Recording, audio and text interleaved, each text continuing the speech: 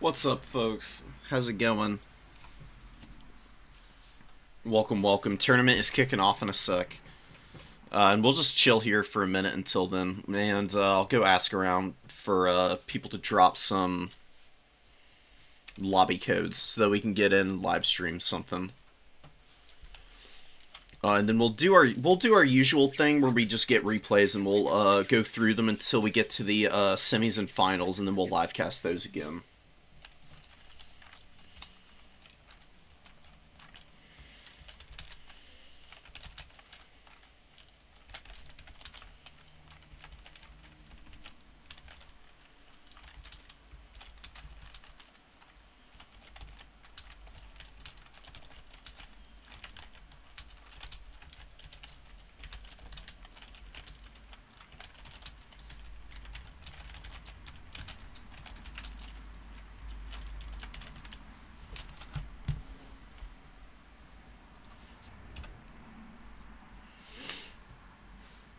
How's everyone doing today?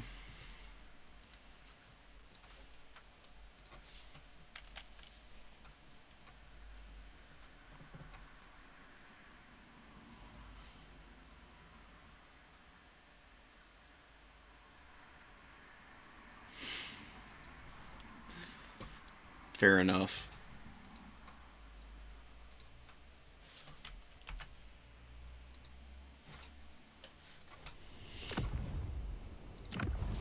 Alright. What have we got factions-wise? We've got some lizards, wood elves. We've got some corn players, of course. Dark elves. Pizu is on the dark elves again. Pizu got really close last time around to winning the tournament, if I'm not mistaken. Did they not win? I actually remember.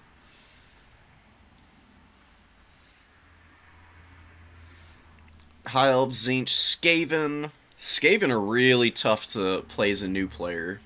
I'm very interested to see how some of these folks do. We got 3 separate Skaven players. That's gotta be a record for one of the new player tournaments. I love the Raki to death, but even I struggle with them a bit. They're very micro heavy. Don't really play like a lot of the other factions do. No, they really kind of are a rule unto themselves in terms of play style.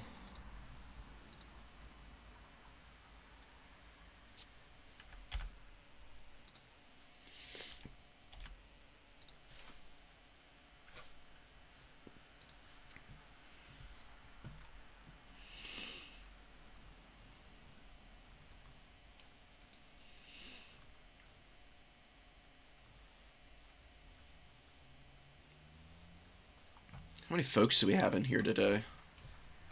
We've got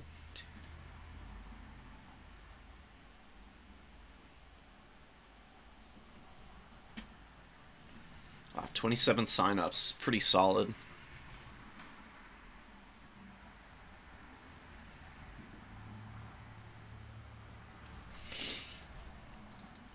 Sweet.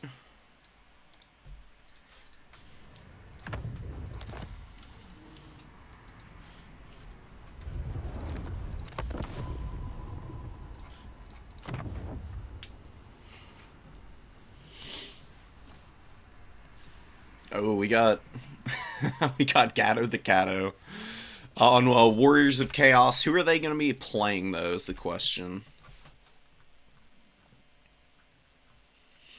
Walker definitely a faction that I've got a lot of experience with, so if Gatto wants any advice, I'll definitely be able to give them some good stuff.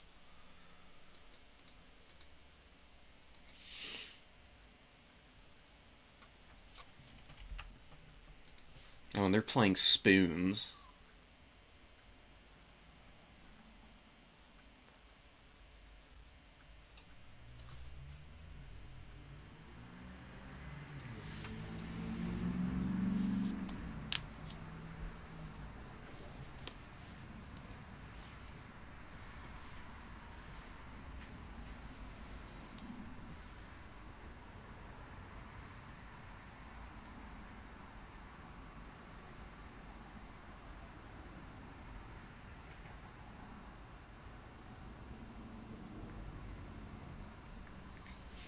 Chatting less today. Yeah, you're you're busy losing a couple of rounds. Nah, you're gonna do good to spoiler. Don't worry about it. The less you stress this game, the better you end up doing. Getting over the jitters of like going up against, you know, like another IRL person in the multiplayer of this. The quicker you'll start like recognizing opportunities to make plays in game. Walk versus Warriors, or Walk versus Lizardmen, I should say, is going to be the matchup here. Lizards have a pretty decent matchup against the Warriors of Chaos. They've got really strong mobility options, and that usually is what the Warriors of Chaos are running off of. That's usually where they shine the most, but it might end up being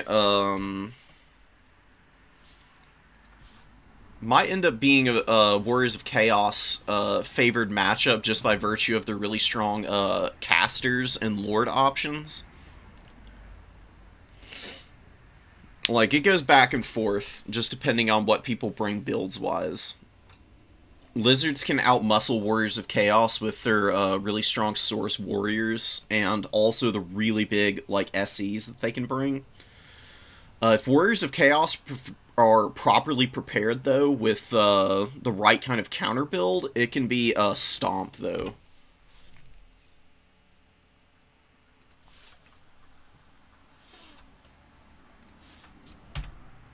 We can even go, we'll even pull out here for a sec.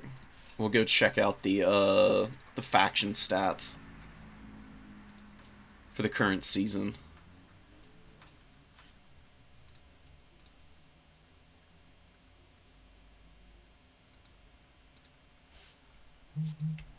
Here we go.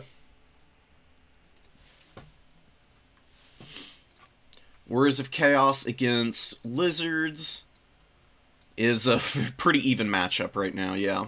Lizards slightly advantaged. They've got one dub over the Warriors of Chaos right now. Which I suppose isn't super surprising. Lizardmen have been getting a lot of really good rep this season, but you can see they're both hovering around the same win rate right now. They're in the mid-50s, which is, you know, Turin has talked about it before, but factions that are within this range of, like, the 40s to 50s, that's usually a sign of a very well-balanced faction. Norska's probably a little inflated right now, just because of, like, the mostly Norska's only played by really high-level players. So I think their win rate is a little inflated. Beastmen, Ogre Kingdoms, and Slaanesh are pretty oppressive currently. Very strong factions. Especially Slaanesh and Beastmen have some insane tools that are very hard to counterpick around. Ogre Kingdoms are just getting by having the Thunder Tusk, which is a ridiculous unit and just wrecks literally everything in the game right now.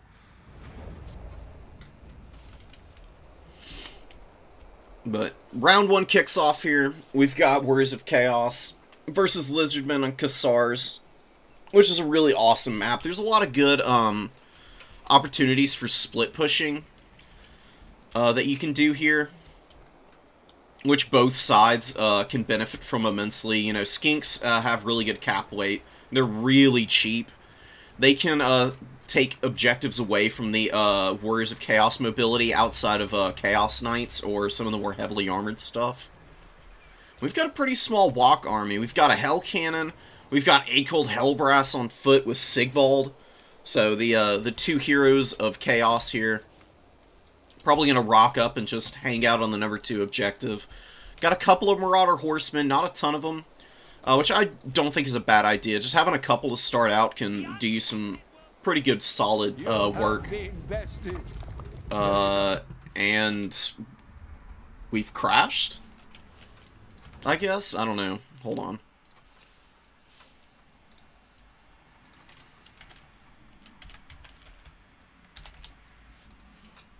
They're both still here in-game. in the lobby, I guess. No idea what's going on. Oh, they had the wrong map. Okay, fair enough. So we'll be on Proving Grounds instead. Not that... I mean, thematically very different, but in terms of the actual gameplay, a very similar map to Cassars. You've still got a lot of tree cover. You've got the split pushing style where you've got the 3 objectives in the middle. So the match should play out very similarly. I wouldn't imagine that the Warriors of Chaos are going to do anything too crazy. Bringing Akold and Sigvald does indicate like a general intention of just posting up on 1 or 2 objectives and pushing from there and not trying to overextend yourself. It's really important not to when you don't have mobile characters in your build. Just because if you've got those characters that are on foot, you kind of want to force your opponent to play into you. If you're constantly moving them around the map, chasing after stuff, it's not really going to work out too well for you. Your opponent's just going to kite you around, run you into the farthest reaches of the map, and just bog you down in garbage, probably. No abilities on Akold, so this player is definitely somebody who's well aware of the cost savings on cutting down abilities. Bringing the Auric Armor and Paragon of Excess for Sigvald, and Breath of Life, which is just the innate bound ability to Akold. Giving him the heals and Vigor Regeneration, which is really strong. He's very difficult to kill. Akold's probably one of the tankiest foot characters in the game. Fire Sorcerer with Burning Head is a good choice against Lizards. Even the regular Source Warriors, you know, they've got 60 armor, which is decent.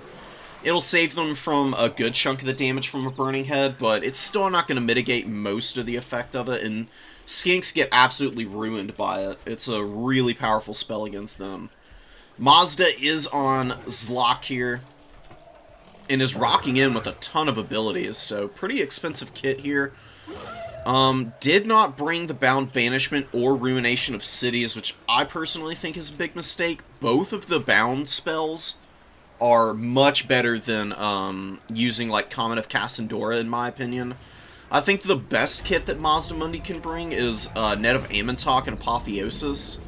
Maybe Harmonic Convergence, and then you use the Bound spells to get damage while you run through enemy infantry on the Stegodon. But Lizard's going to be advancing. They're going to be moving up to the number 1 and the number 2 here, while Warriors of Chaos capping the number 1 early with the Horsemen. Probably going to be maneuvering across the field here to take the 2 and the 3, while their infantry slowly push up behind that.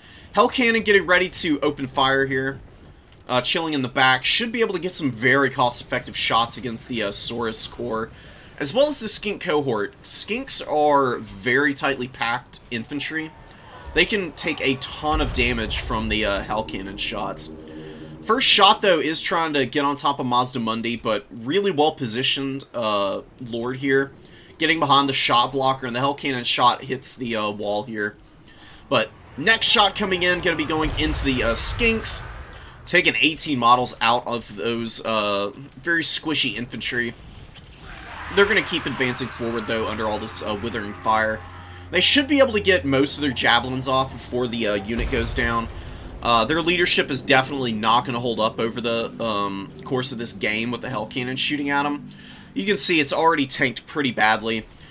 Something that's worth noting for the Hell Cannons is they have the Leadership Discourage effect. Doesn't show on the tooltip. This is even something that I just realized not that long ago even. There's all kinds of little things in the game like this that can surprise even people like me who have been playing the game for a hot minute. Comet of Cassandora getting on top of the Marauder Great Weapon and just absolutely ripping them apart. I mean, takes out a good 2/3 of their HP. Croxigor's collapsing on top of the Chaos Warrior. Great weapons here. Source Warriors are a little too bunched up here, though. They're all committed to like trying to grind into Sigvald and Akold, who are going to push out of this morass here, while the other Chaos Warrior Great Weapon is going to get up into this fight here. Mazda's gotten a little bit of value, for sure. But the first comment of Cassandora, deleting a chaff unit isn't all that great. Probably wants to drop the next one on top of the Chaos Warriors. You're doing some huge damage to everything in this fight here. They're chipping through the Kroxigor HP. They're taking the Source Warriors down pretty capably. And Sigvald and Akold sitting in here and helping that out is definitely going to give the Chaos player a huge advantage in the middle here, probably. The Marauder Horsemen got beat up pretty badly. They were kind of left to their own devices and got compromised in melee, which isn't a position they ever really want to be in. They're not very good at persevering through close-range damage. Got pretty poor combat stats and weapon strength. And having them over here to support this middle fight probably would have been a lot better, because they could have shot the Croc scores up. And you can see here, Lizard's getting a big collapse from the flank now. Now that they've secured the #1 pretty comfortably, they're just pushing right up onto this middle objective with their more mobile options and really knocking the Warriors of Chaos around. Terror Route goes down on the Chaos Warriors. Unfortunately, even though these guys are very well acquainted with the forces of Chaos, a giant lizard riding a 3,000-pound Stegodon is a little too much for them. You know, toads are pretty terrifying IRL anyways, so who's to be surprised? Hellstriders could get a rear charge onto the Saurus Spears here. It is a little risky of a fight for them, but it's better than nothing right now. Saurus Spears will beat a Marauder in combat, and the Hellstrider charge with some good cycle charging should be able to wear those guys down pretty quickly. Chaos Sorcerer doesn't have a lot of value. Burning Head finally goes down in the middle here. Gets a little bit of poke in against the Source Warriors, but they survive the worst of it. There's not a lot of targets for Burning Head, unfortunately, in this Lizardman army. The swords have already been worn down by the heavy metal Chaos Infantry. Hell Cannon's also doing a good job of wearing those guys down. I think maybe maybe some Death Magic or Shadows Magic would have been a better option. But we'll have to see if Burning Head can come in clutch in the late game to maybe peel the skinks off of the points, if it gets to that point. Halberd's holding against the Javelins here. We do have Lord Mazdamundi. He tried to charge these guys down, took a good chunk of damage for his troubles, and the Aspiring Champions are what's been fighting over here this whole time. Actually beat down a Source Warrior with a pretty comfortable value lead in that fight, too. They should be able to get up there and start capping that point. Very nice micro on the Feral Cold Ones, just running down the Chaos Warrior Great Weapons that were routing from the middle fight here. A Feral Manticore does come in, and the Hellstriders get caught by the Spear Riders, which is a terrible combat for Hellstriders. Hellstriders are one of the more cost-effective mobility options in the game, but they perform terribly into heavy armor, and especially dedicated anti-large heavy armor cavalry, which is what the Spear Riders are. And the Spear Riders get on top of the Manticore, and they have excellent combat animations against SEs now.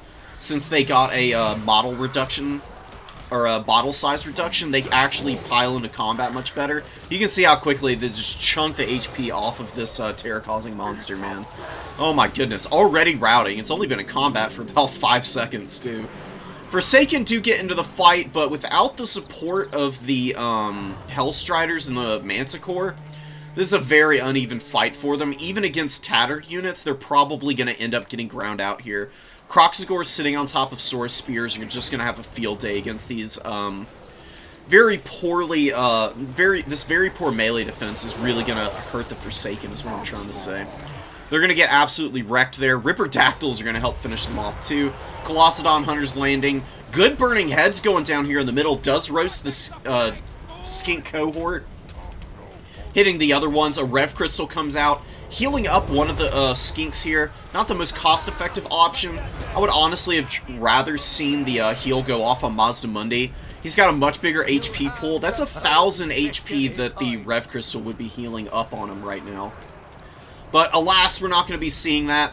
And the Marauder Horsemen, they took a bunch of damage early, but they've rallied, and some really good micro on them from Gatto.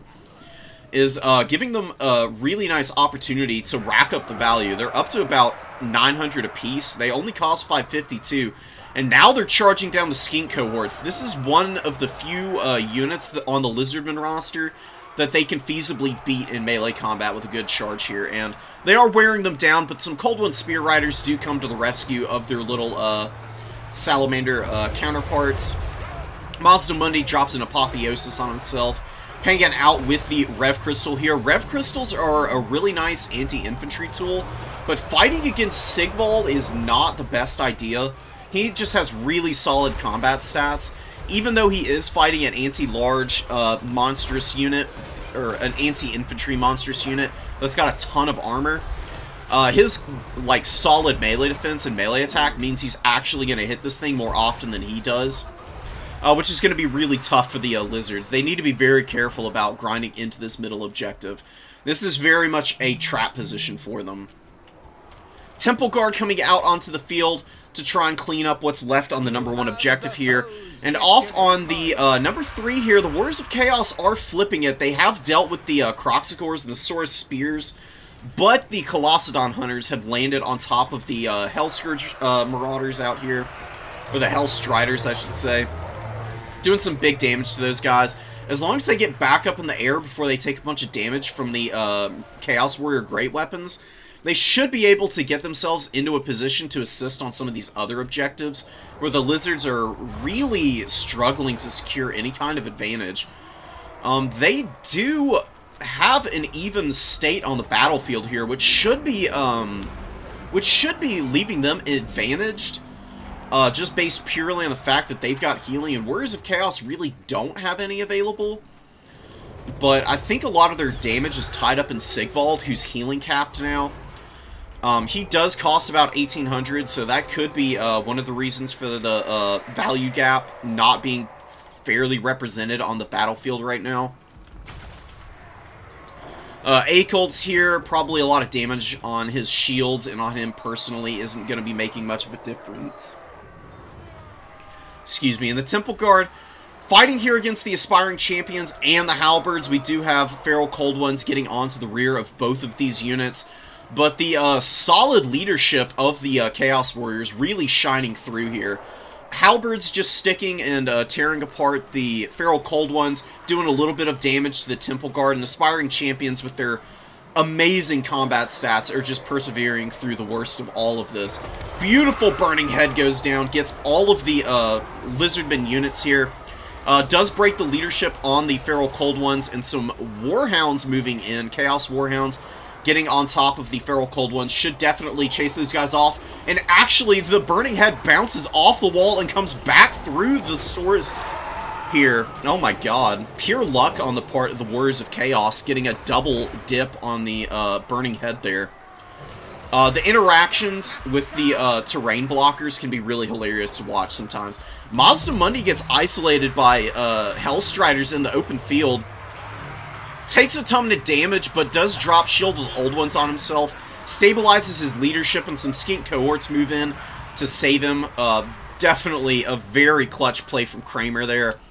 But I don't know if the Lizards are going to be able to take any of these objectives back. Colossodon Hunters were kind of left to their own devices on the #3.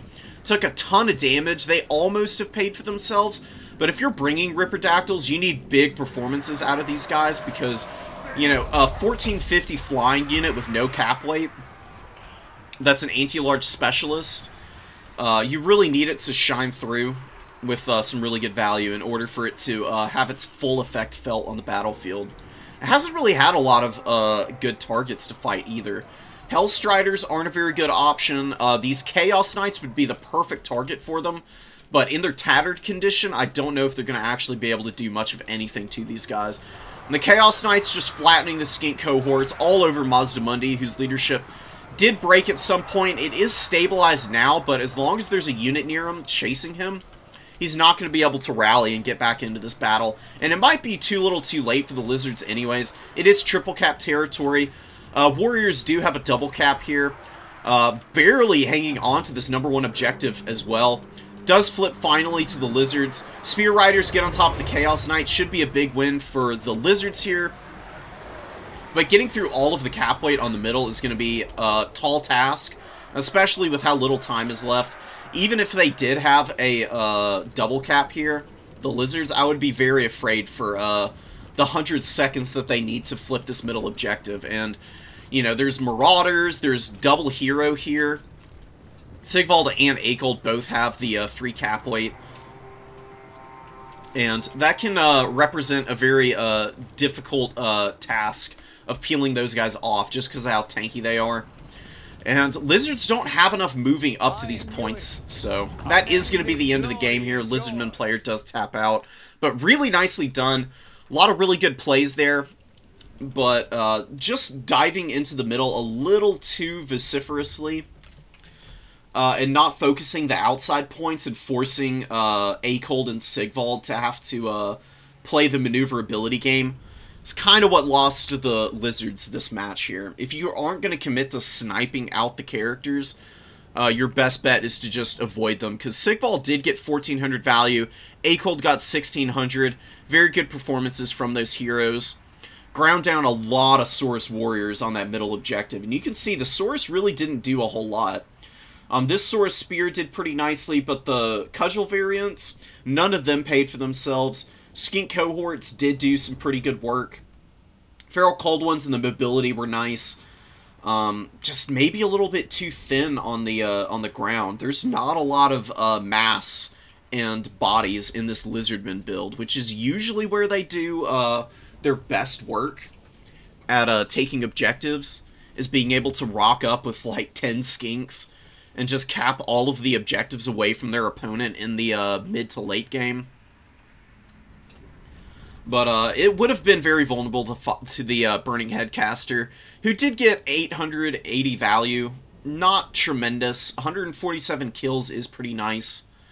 Just doing that little bit of damage needed to flip some of those fights there. And the burnt effect is not to be underestimated. Any leadership malice that you can stack on top of your opponent's army to break leadership is pretty instrumental for you. What's up, Ninja? Oh yeah, you know it, Dark Age. Lizardmen are probably the most beginner-friendly faction.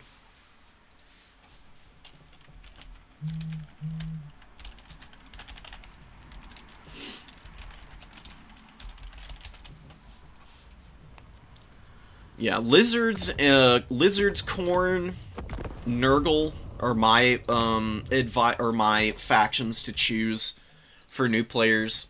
I think they're the most solid and dependable of the bunch.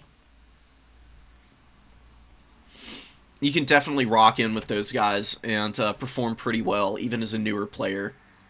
Once you get more experience under your belt, you know, you can branch out to other stuff, but focusing in on one or two is usually the best bet.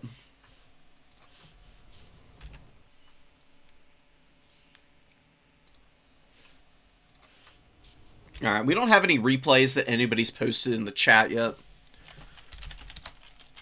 So, until then, we'll just hang out here. Maybe I have a replay of mine that I can show off while we wait.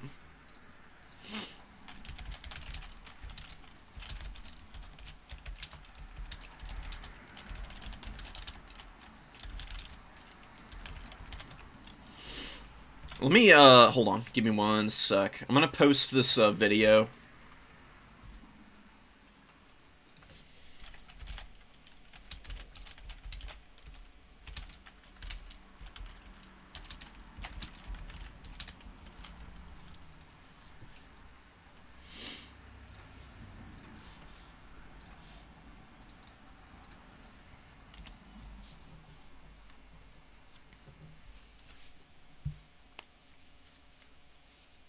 What faction can make the wackiest builds?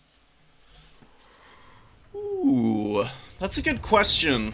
I think any faction can do it, honestly. I don't think there's any one faction that can make wackier builds than the others, but Demons of Chaos come to mind. They can do some pretty insane stuff. I mean, they've got, like, the roster variety to make it happen. Chaos factions, mixing and matching in general, is pretty wacky in my book. Warriors of Chaos can do some really fun stuff. Tzeentch has some really wild schemes that they can do. I've seen people bring full Air Force builds to open with Tzeentch. They literally have like one Marauder on the ground, and then they've just got like Kairos with double Changebringer, Doom Knights of the Knights of Immolation. Like, I've legit seen a build that looks a lot like this here. I think they had Blue Fire, Barona's Time Warp, Convergence. I don't think they had Staff. Fires of Change, Life Leeching, Conduit, Scroll of Destiny, and Gaze of Fate. And then they had something like this, I think is what it was. With some Screamers over the top. I mean, this build is actually pretty gross, because you can use the Changebringers to just dumpster your enemy's army in the opening. I mean, these guys do obscene amounts of damage. Knights of Immolation peel for any flying units, and the Screamers do that as well. Kairos can Gaze of Fate anything you can't catch, and can also lock down SEs for the Changebringers to obliterate. That's a pretty wacky build. That's probably one of the craziest ones I've seen actually work, too. Martinius brought something like this in a tournament like a year or two ago that I was spectating, and just ran over the Lizardmen.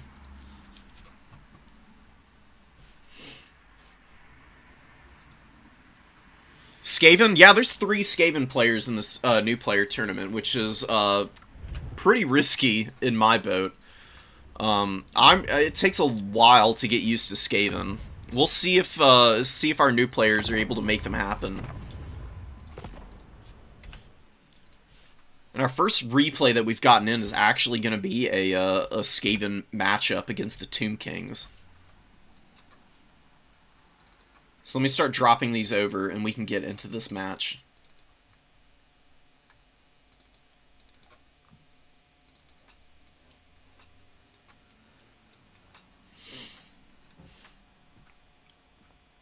More Nakai. Shaft, you're gonna have to, oh yeah, I mean, you won the tournament last week, so not gonna be seeing any more Nakai builds, unfortunately. There are a couple of Lizardman player, maybe they know the forbidden tech that you made good use of.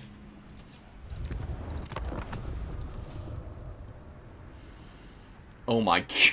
Okay. Alright, so we've got a massive Doomflayer army coming in here from the Skaven against the Tomb Kings. Honestly, against this Tomb Kings army, this might actually work out pretty nicely for the Skaven. Ikit on the Doom Wheel, I presume, maybe on the Doomflayer, is going to be able to just drop Flensing Ruin on top of our boy Settra the Imperishable. And wear them down over the course of a long game. And the Doomflayers, as long as they don't get caught up in mass, they should be able to just run over all of these crappy spearmen. Halberds are going to be a little tougher for them, but there's also archers for them to flatten. What fact? Oh, Tabith, Lizardman, Nurgle, Khorne.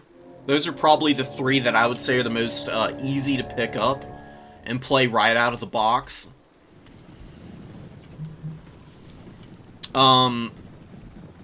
Tomb Kings are borderline new player friendly. I mean, they have very, like, durable infantry. They got a very strong Lord in Settra.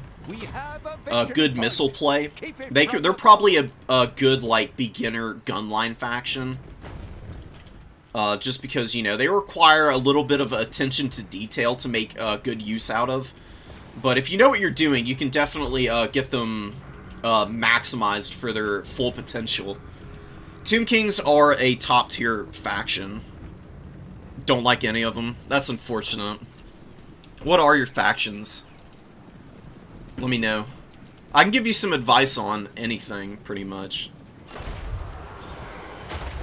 Skaven Slave Sling's taking a bunch of damage from the Screaming Skull Catapult, which is going to discourage the leadership on these guys. I mean, they've got a terrible base value of 33.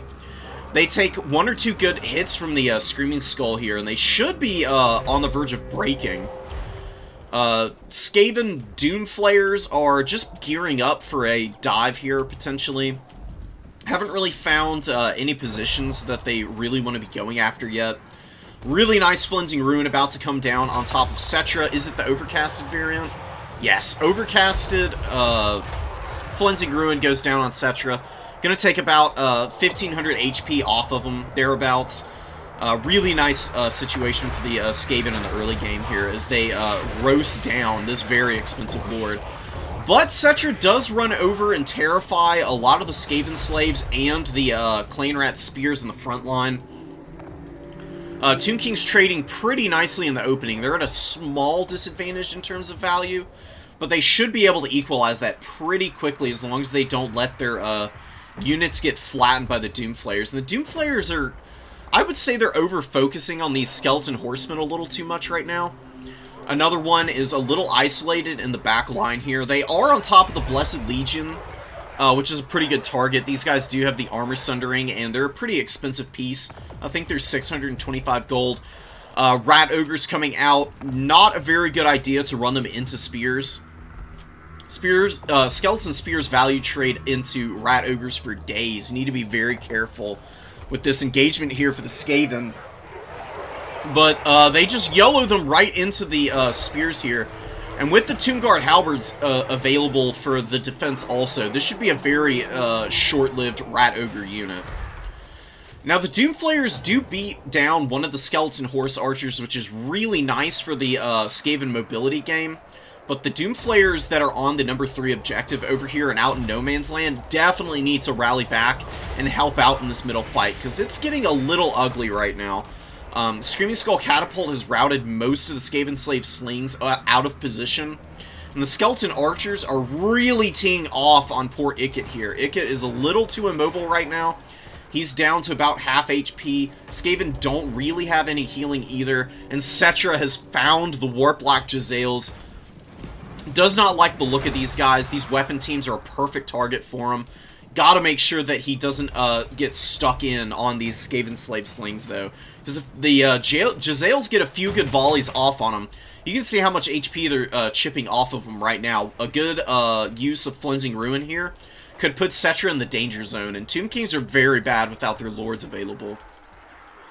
Slings on the number 1 objective are getting some cost-efficient value firing into the Skeleton Spears here. Doomflayers have managed to lock up both of the Skeleton Archers here, the ROR and the regular variant alike. Kefirgard look like they've been doing some defending back here, and it looks like the Wolf Rats, who I did see sneaking into the backfield, did get on top of the Screaming Skull Catapult and actually killed the entire crew before they got routed off. Even though they didn't quite pay for themselves, that's really good for the Skaven. That's a lot of leadership malices that has been removed from the field. Should give them an opportunity to rally their forces, get back up on these points, and hang on to this triple cap for a little while, potentially. Tomb Kings have pretty poor capture weight. They do have some Tomb Guard Halberds moving up onto the number 3. Fighting the Clan Rats. Should be able to fight off these Doomflayers as well. The Doomflayer in the middle here does get terrified by Cetra, unfortunately. Is going to start routing back. Leadership breaks as well. And Clan Rat Spears, you can see here, they're wavering. And another terror route. These guys shouldn't be too long in the following. Cetra just getting one good charge on them should send them packing. And then the Tomb Kings can start getting back in this game. Because they can't let the can't let the Skaven set on these points for much longer before the cap situation gets way out of hand for them. And Tomb Kings are very bad at pushing objectives. They really are they're a little bit like Cathay in a lot of ways. They really prefer to get up on the objective and cap it early and then force their opponents into their gun line. Tomb Kings are just a little bit easier to manage than the forces of Cathay are. Just by virtue of being undead, having like the pseudo-unbreakable trait on all their infantry. As well as having pretty cost-efficient mobility in the Horse Archers and the regular Skeleton Horsemen. That tends to be a pretty nice situation for them. Chewing down the Rat Ogres. Man, these Halberds are just holding the line right now. They killed one Rat Ogre unit out here on this flank, I believe, unless it was the other Tomb Guard over here. But regardless, the Rat Ogres get absolutely folded, but the Avalanche Mortars come out and absolutely obliterate the Kefir Guard. Oh, that is a huge loss for the Tomb Kings. This is a very durable unit under most circumstances, but really good targeting from the Skaven player, absolutely dunking on them, just deleting them from the game already. And there goes one of the few durable cap weight units that the Tomb Kings have access to. It gets sitting in the forest, just hanging out, looking for some opportunities to get engaged in combat. I've been seeing a lot of Usirians being cast on Ikit. Usirians does not do a lot of damage to SEs like this. You can see it's barely taking his HP down at all. It's Usirians is useful against stuff like weapon teams or Rat Ogres. Also good against infantry. Really good against Wolf Rats. Cavalry units are the best target for Usirians. But using it on Ikit has been very inefficient. I've seen that happen a couple of times now. I think the Tomb Kings would be in a much better spot if Cetra had been casting these on the Jezzails, on the Avalanche Mortars, Rat Ogres, Night Runners, and units like that. It would get them get their HP down pretty low, and in a range at which Cetra can just charge them down and terror route them. And then the mobility of the Tomb Kings can really shine. Tomb Kings Horse Archers are like custom built for chasing chaff off the field. Off here on this flank, we do have the Tomb Guard Halberds and Nehekara Horsemen anchoring this point. They are flipping it. Skaven have a mass rout coming down over here. Now, if there were a couple of horsemen over here to chase all this stuff down, the Tomb Kings could clean all of it up, and then they'd have a very safe position that they can then advance from. As it stands, though, a little bit messy engagement in the middle. Chosen of the Gods scoot a little too close to the sun here. And get run over by the Rat Ogres. They are kiting back now. Skeleton Spears should be able to help them out a little bit, but you got to be on top of your infantry micro. A lot of people just trundle infantry around without really thinking about their positioning of them.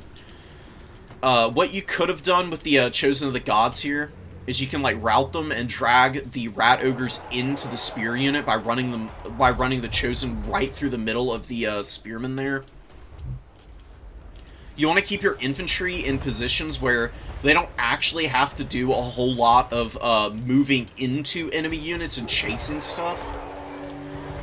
Like, what you really want your opponent to have to do into your infantry is to, like, have to advance on them and engage them in melee combat on the points. One of the reasons why I prefer Dom over land battles is specifically because infantry become a lot more usable here, and it's not just mobility play all the time in Dom mode. Like, mobility is a very strong tool here, but it's all part of like the combined arms that are essential for doing very well in domination. Rat Ogre's getting a free charge in the Nehekara Horseman. Tomb King's player a little slow on some of these reacts here. Having, you know, the wherewithal to keep your units moving at all times where necessary is definitely an X factor for being able to win these kinds of matches. Especially when you're at a value deficit like the Tomb Kings currently are. Nehekara Horsemen do move up. They do get on top of the Wolf Rats and the Skaven Slaves, doing some pretty good damage to them. The Nehekara Horsemen, though, are still pretty trapped up on these Rat Ogres, who are doing some pretty good damage to them, but the Spears do scoot forward. They should be able to put a beat down on the Rat Ogres. Like I said, even being a 300 gold unit with pretty poor combat stats, the bonus versus large should be enough for these Rat Ogres to get handled here. Archers did waddle into that fight, though, and could have been shooting down some of these Skaven Slave slings in the back line, who are still out here getting some solid value. I mean, this is a 200 gold unit, and yeah, they haven't gotten like some stupendous amount of value on them, but any amount helps. Any unit that can pay for itself is automatically chill in my book. Night Runners moving up. They do have a decent amount of ammo left, but looks like the Skaven players move them forward to buffer for the Rat Ogres. who are fighting some spearmen. That is a sneaky good play there. Rat Ogres have okay melee stats, especially going up against something like a Skeleton Spear. They can sit here and grind against these guys and do okay for themselves. And with the Rat Ogres do need to get into the combat, though. They should be able to win that fight eventually. Tomb Kings are actually capping up a lot of the points now. Number 1 is very firmly secured here. Number 2 is being taken by the Spears and the remaining Chosen of the Gods. Avalanche Mortars have mostly run out of ammo. 407 kills, 1900 value. Beautiful performance out of that weapon team. Warlock Jazales with 1300 is pretty solid. But the Tomb King's durable presence on the battlefield, just with all the undead infantry and just good swarming elements, starting to really flip this game around. The Skaven just look gassed, man. Now that a lot of their missile units are out of ammunition, they're really not trading too well with the Rat Ogres. Rat Ogres have really struggled this game. They don't have a lot of good targets to go up against. When it comes to the Tomb Kings, like, they're good against Ushabti and Ushabti Greatbows. They're not that good against the Cavalry. The Cavalry have pretty good charge damage. They can definitely handle the Rat Ogres pretty handily. And then fighting into all of these spears is just sucking the life out of the Skaven in terms of the value that they've gotten from some of their other units.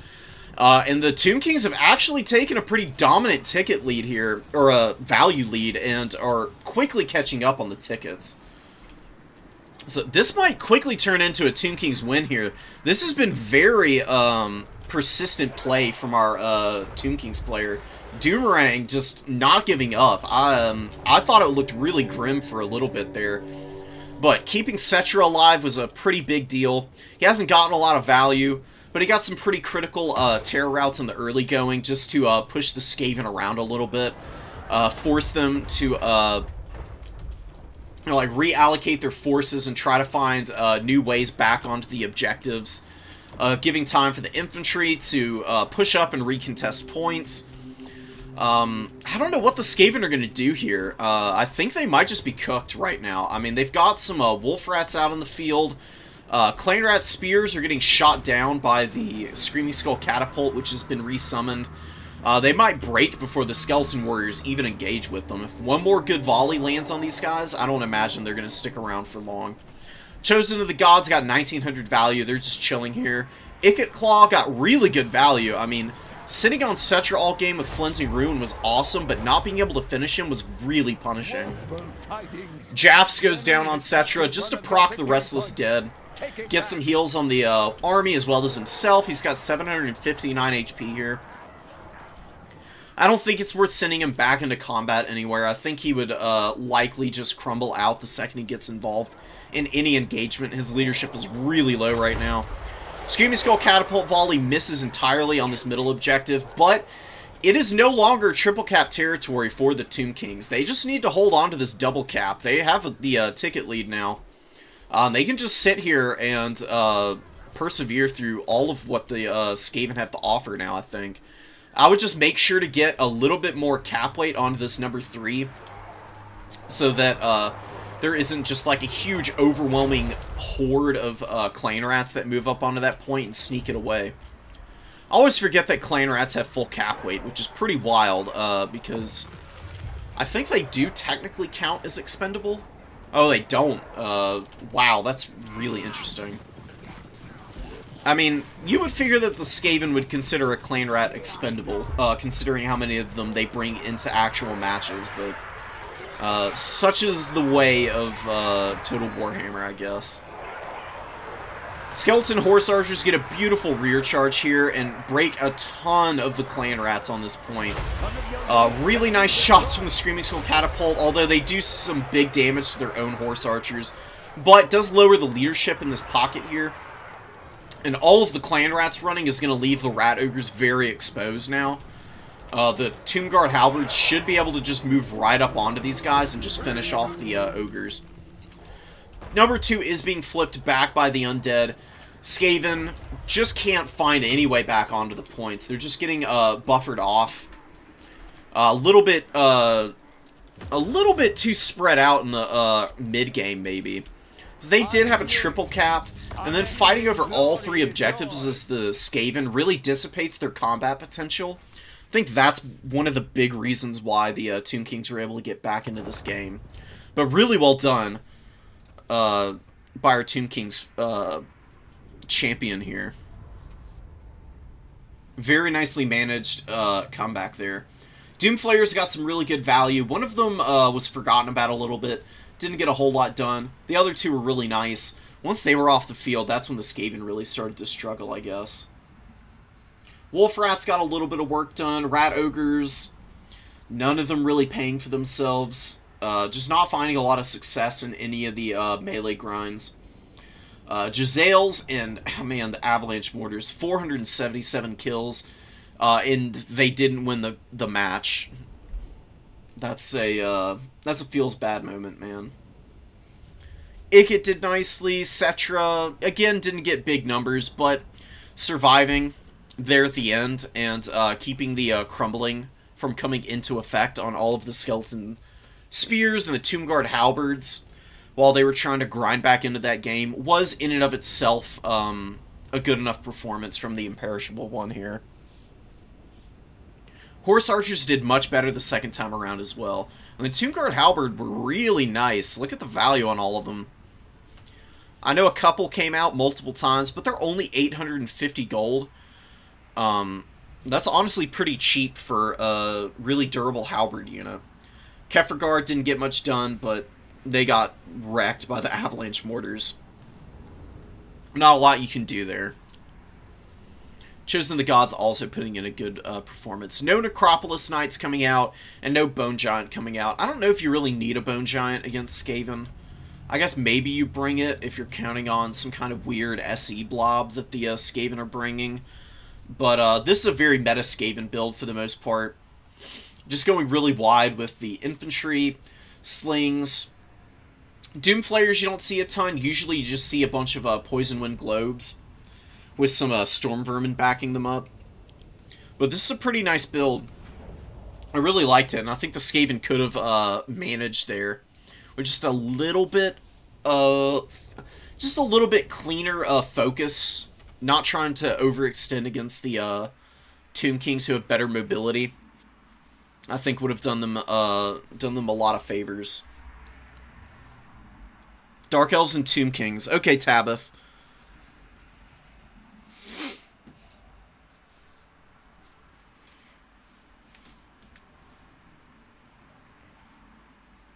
That's a pretty good point, Kaunashi. I mean, it really does come down to your personal preference. As long as you spend your time focusing in on learning one faction in particular and just playing that one faction that you really enjoy, that's going to be the best way to learn the game. You shouldn't be worrying about trying to get dubs early on anyways.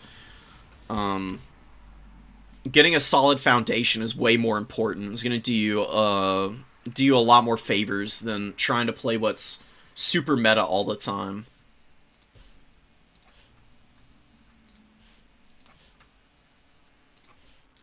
Slick. Let's go check bracket out, because we should be through to the next round.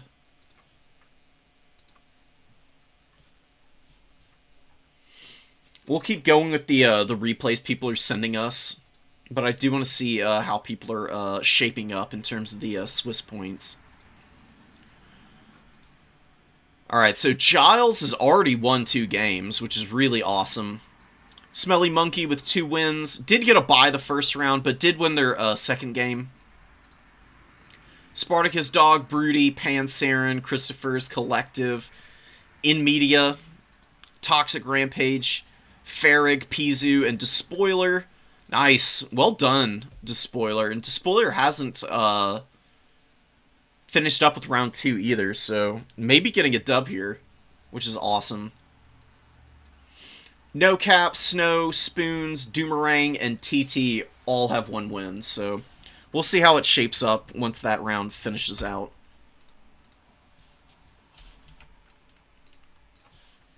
Alright.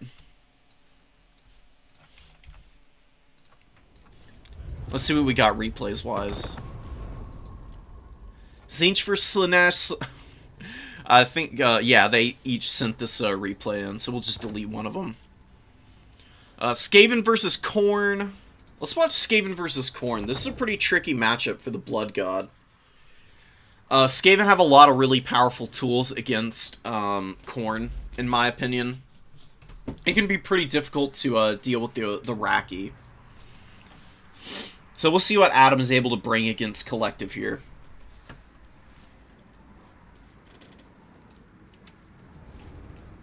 Big line of Marauders. Mostly the standard variant. There are 3 dual weapons, though. 1 Khorngor, 2 Forsaken, and a Gorby's Chariot. Chariots do tend to do pretty well against the Skaven. Just, you know, by virtue of having good mass and being able to push on top of weapon teams. And chunk down their HP. Do not fear your own. Our master rewards those who fight in loyalty to him. Gotta get the little general speech in before the battle kicks off, but another very meta Skaven opening. You can see just tons of clan rats, some Skaven slaves. Natty Bubo's Jezzail's looking to get some shots in here while they're just creeping around. And they do have snipe and stalk, so they're able to shoot while they're invisible. Poison Wind Globes moving up to the points. Deathglow Bombardiers following behind. Need to be very careful engaging this position over here for Adam. Does not want to get tangled up with the Clan Rats and Skaven Slaves while the Poison Wind Globes are around. They just absolutely wreck infantry. Globes used to have a bonus versus large, but it looks like it's been removed. Now they just do generalist damage, which is, you know, makes sense. They've got the damage over time, and then just really solid armor-piercing explosion damage, which is great against all of the armored infantry that Khorne is very reliant on for a lot of their matchups. We've got some Chaos Furies moving out of the Vanguard, looking to get up the middle of the formations here. If I were Adam, I would start pushing units up into the woods here. You can form a pretty solid wall here and box your opponent out of the #1 objective by sitting in the trees here. It's going to mitigate a lot of the missile fire as well. Valkyrie takes a little bit of pebble fire, drops a Sloupnir on top of the Skaven slaves back here, kills a lot of them for her efforts. But they're still decently healthy. Not suffering too much from that firepower. And over here, we've got a really bad situation developing for Khorne. Big value out of the Poison Wind Globes and the Deathglow Bombardiers, who are moving up now to get after the Forsaken. Forsaken will do really well to clear the Clan Rats, but with all of this firepower coming in, they're probably going to get 2-shot here. Oh my goodness. Clan Rat Spear does go down, but they do have some more Clan Rats backing them up, so the Forsaken not having a lot of luck getting back here. Fleshhounds move into the backfield, have to jump on top of these guys ASAP. And the Furies do find a really good engagement in the back. Double Fury landing on top of the Natty Bubo Sharpshooters. Rat Ogres do move out, but I honestly think staying in this combat and just committing to that wouldn't be a bad situation for Khorne. Furies are pretty good against Rat Ogres in a pinch. Fleshhounds collapse on top of the Poison Wind Globes. We've got some of the Forsaken in the backline now. They really need to collapse onto the Deathglow Bombardiers, though. Khorne with a little bit of a value lead, and the Gorby's Chariot doing really good work, clearing all of the Skaven slaves out of the middle position here. Furies landing on top just to help clean up the last one that's here. Definitely need to get the Furies on top of the Sharpshooters again, though. Oh, beautiful Sword of Khorne comes down. Wrecks this Clan Rat Spear. Not the biggest Sword of Khorne I've ever seen, but certainly not bad either. Khorne does not need to commit any more forces to the #3 objective. They need to stay away from feeding value to the Poison Wind Globes and the Death Globes. Death Globes have already gotten 1100 value. You don't want to compound this by committing more forces into a losing position. Just focus on breaking the core of the Skaven army here in the middle. That would be the best thing that you can possibly do for yourself now. Forsaken need to get through the trees here on top of the Skaven slaves. Natty Bubos do get compromised by the Furies. Razor close value game right now. Khorne is typically up as long as they're even with their opponent, just because they have superior infantry. They do a better job of hanging on to objectives than most factions, and they're very good at split pushing also. So you can really stress your opponent's micro by being everywhere all at once. Good movie, by the way. Check it out if you haven't seen it. But Ikit Claw trying to answer the Forsaken, who did move up through the trees, running over a handful of them. Firing his, I don't know what you call it, the little warp lightning rods that are on the side. Getting some good damage on the Furies. Furies have gotten great value, man. Both of them, pretty solid performance here. They do get Howling Warp Galed here, though. Not a lot of follow-up, though, unfortunately. Deathglow Bombardiers, we'll see if they can actually hit these Furies in the sky. They get a little bit of damage on them, but considering the firepower these guys bring to the table, that really isn't all that bad for Khorne. And definitely need to get these Marauders through on top of the globes. They're still racking up the value. 1,500 value on the Death Globes now.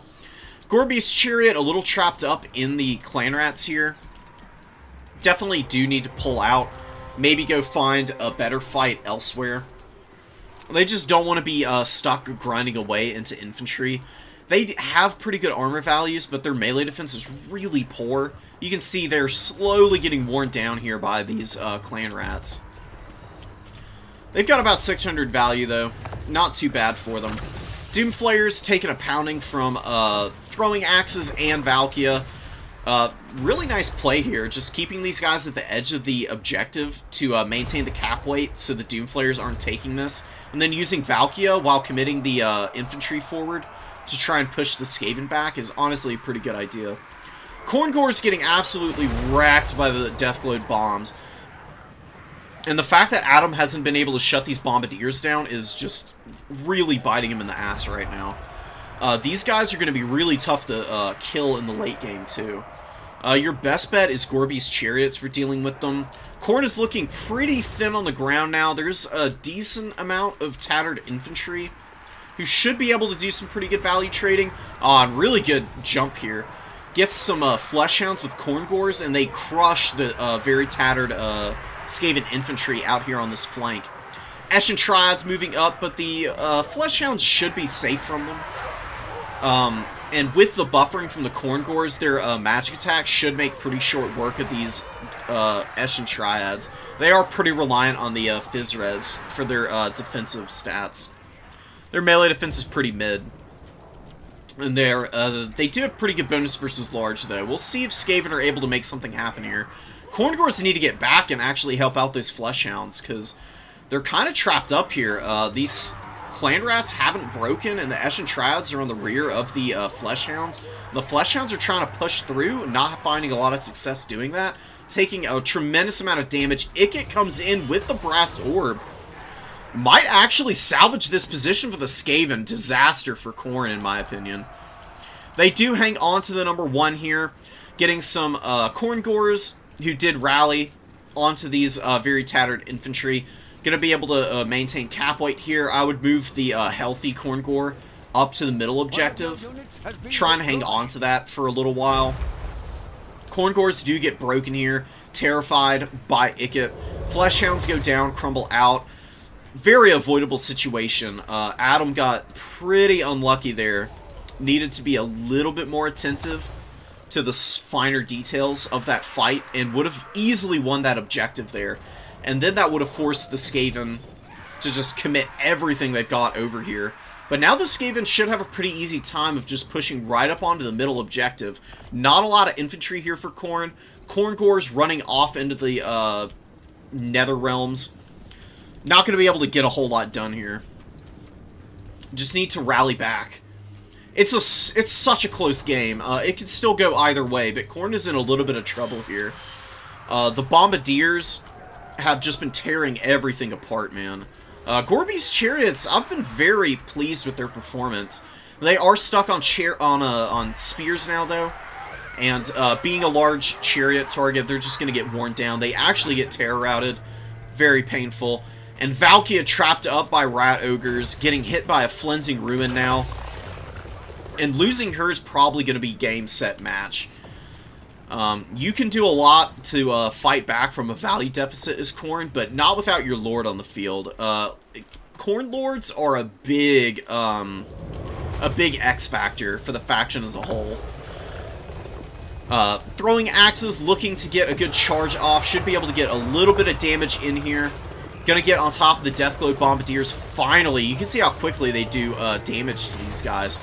The weapon teams have a lot of armor, but their HP pool is minuscule. Only 3,600 HP for 48 models.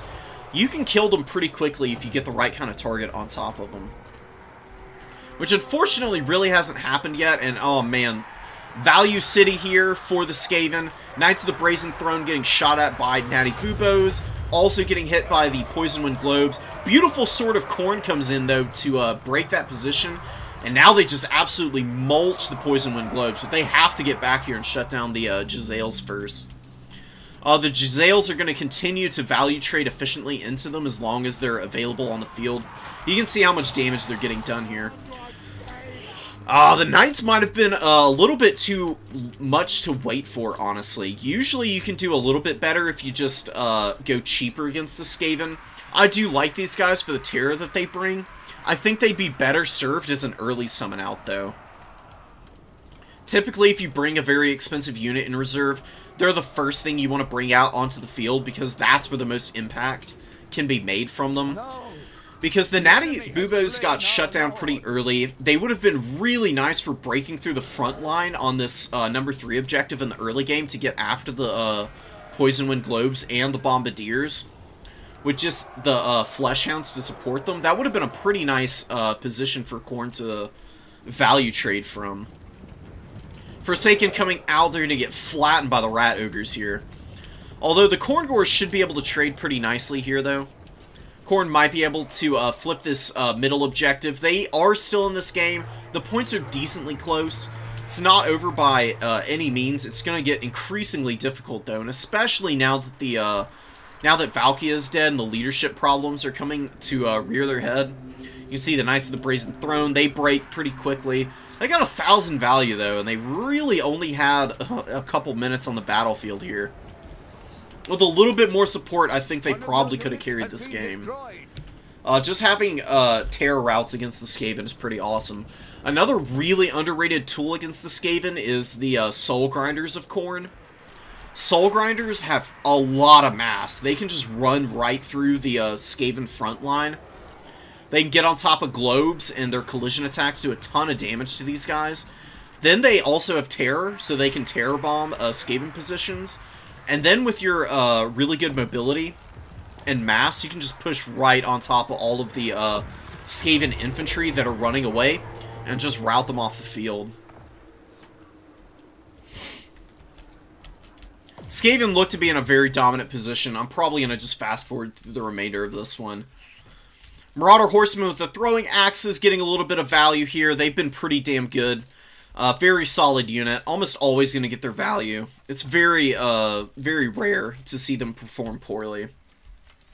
They really only get hard countered by like either heavy armored shock cavalry or other longer range skirmish units like horse archers. Knights of the Brazen Throne do get on top of the Natty Bubos back here, grinding out a ton of value. Getting their value back is pretty awesome, but Khorne is just too thin elsewhere. There's a lot of routes coming in on these units before they've given their all. You can see the Khorngors really struggling. Forsaken coming out, Marauders coming out. Last-ditch attempt to try and secure a double cap here. Khorngors pushing up. Should definitely commit to fighting off of the objective, but there are Deathglow Bombardiers still alive. Collective has been all over the micro on these guys. 2,000 value out of a 900 gold unit is pretty beautiful. That's Skaven capital gains in a nutshell, man. Wrecking these Khorngors. You can see how much damage they do, even with just the 13 models firing. Nice shots getting on top of those Khorngors. Oh my god. We're about to see like 250 plus kills from this Sword of Khorne on top of Skaven slaves, Clanrat spears. Boom. Oh my god. Iced both of the, both the Skaven Slave and the Clan Rat Spear. Halved the, Clan Rats here. And the Skaven Slave Slings. That was a Value City, sword right there, man. Don't think it's going to matter too much. These Khorngors aren't really able to hang on to this point. Skaven are going to flip it right back. We can get back into the fast forward. Skaven just need to hold on to the 2 objectives. They don't need to do anything fancy. They can just deal with all of these trickling in units as they see fit. The best thing you can do when you're down like this and you've got pretty even points, you want to consolidate all your forces and then push the weaker objective instead of committing more and more infantry up onto the number 3 here. Khorne could have been able to get a really nice jump on all of these Clan Rats that are hanging out on the number 2. And then you can push up the throwing axes to just counter-skirmish the Skaven over here. Horsemen do get caught out by the Doomflayers. You can see with the leadership issues here from the Lord being dead. They rout really quickly. I mean, they lost 2/3 of their HP and routed, which is really painful. Forsaken trying to push through onto the point, taking a ton of damage in the process. When your infantry are trying to push through enemy formations like this, because they're running and not actually engaged, even the units that are attacking them in the front get like free damage on them.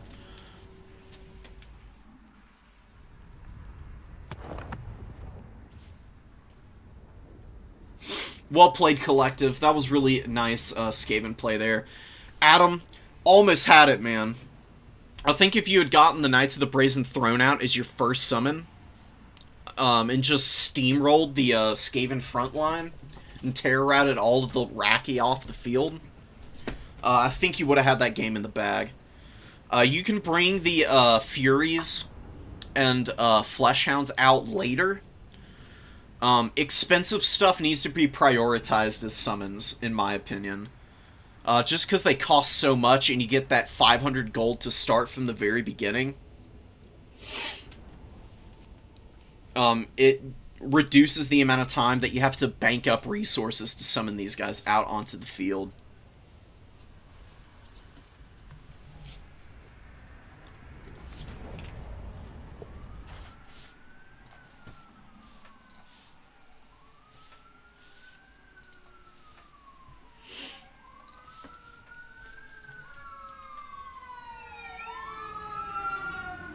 Yeah, okay, here we go. More people dropping replays. Let me make sure that I get every single one that we possibly can. I'm going to do my very best to show off as many as possible. We're going to try and have as much energy as all of the sirens screaming down Washtenaw Avenue at 12 o'clock in the afternoon.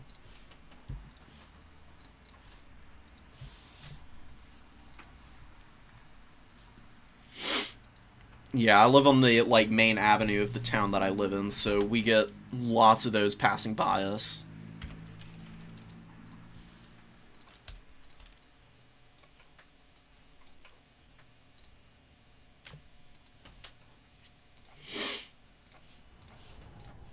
Alright, let's refresh our replays and we'll see what we got here. Oh, we got some ogres play. Okay. I'll bite. I'll bite. I really want to see some ogres. It's been a minute since I've spectated them. Schnozzlebert versus Nimwin. Naming convention's going hard out here today.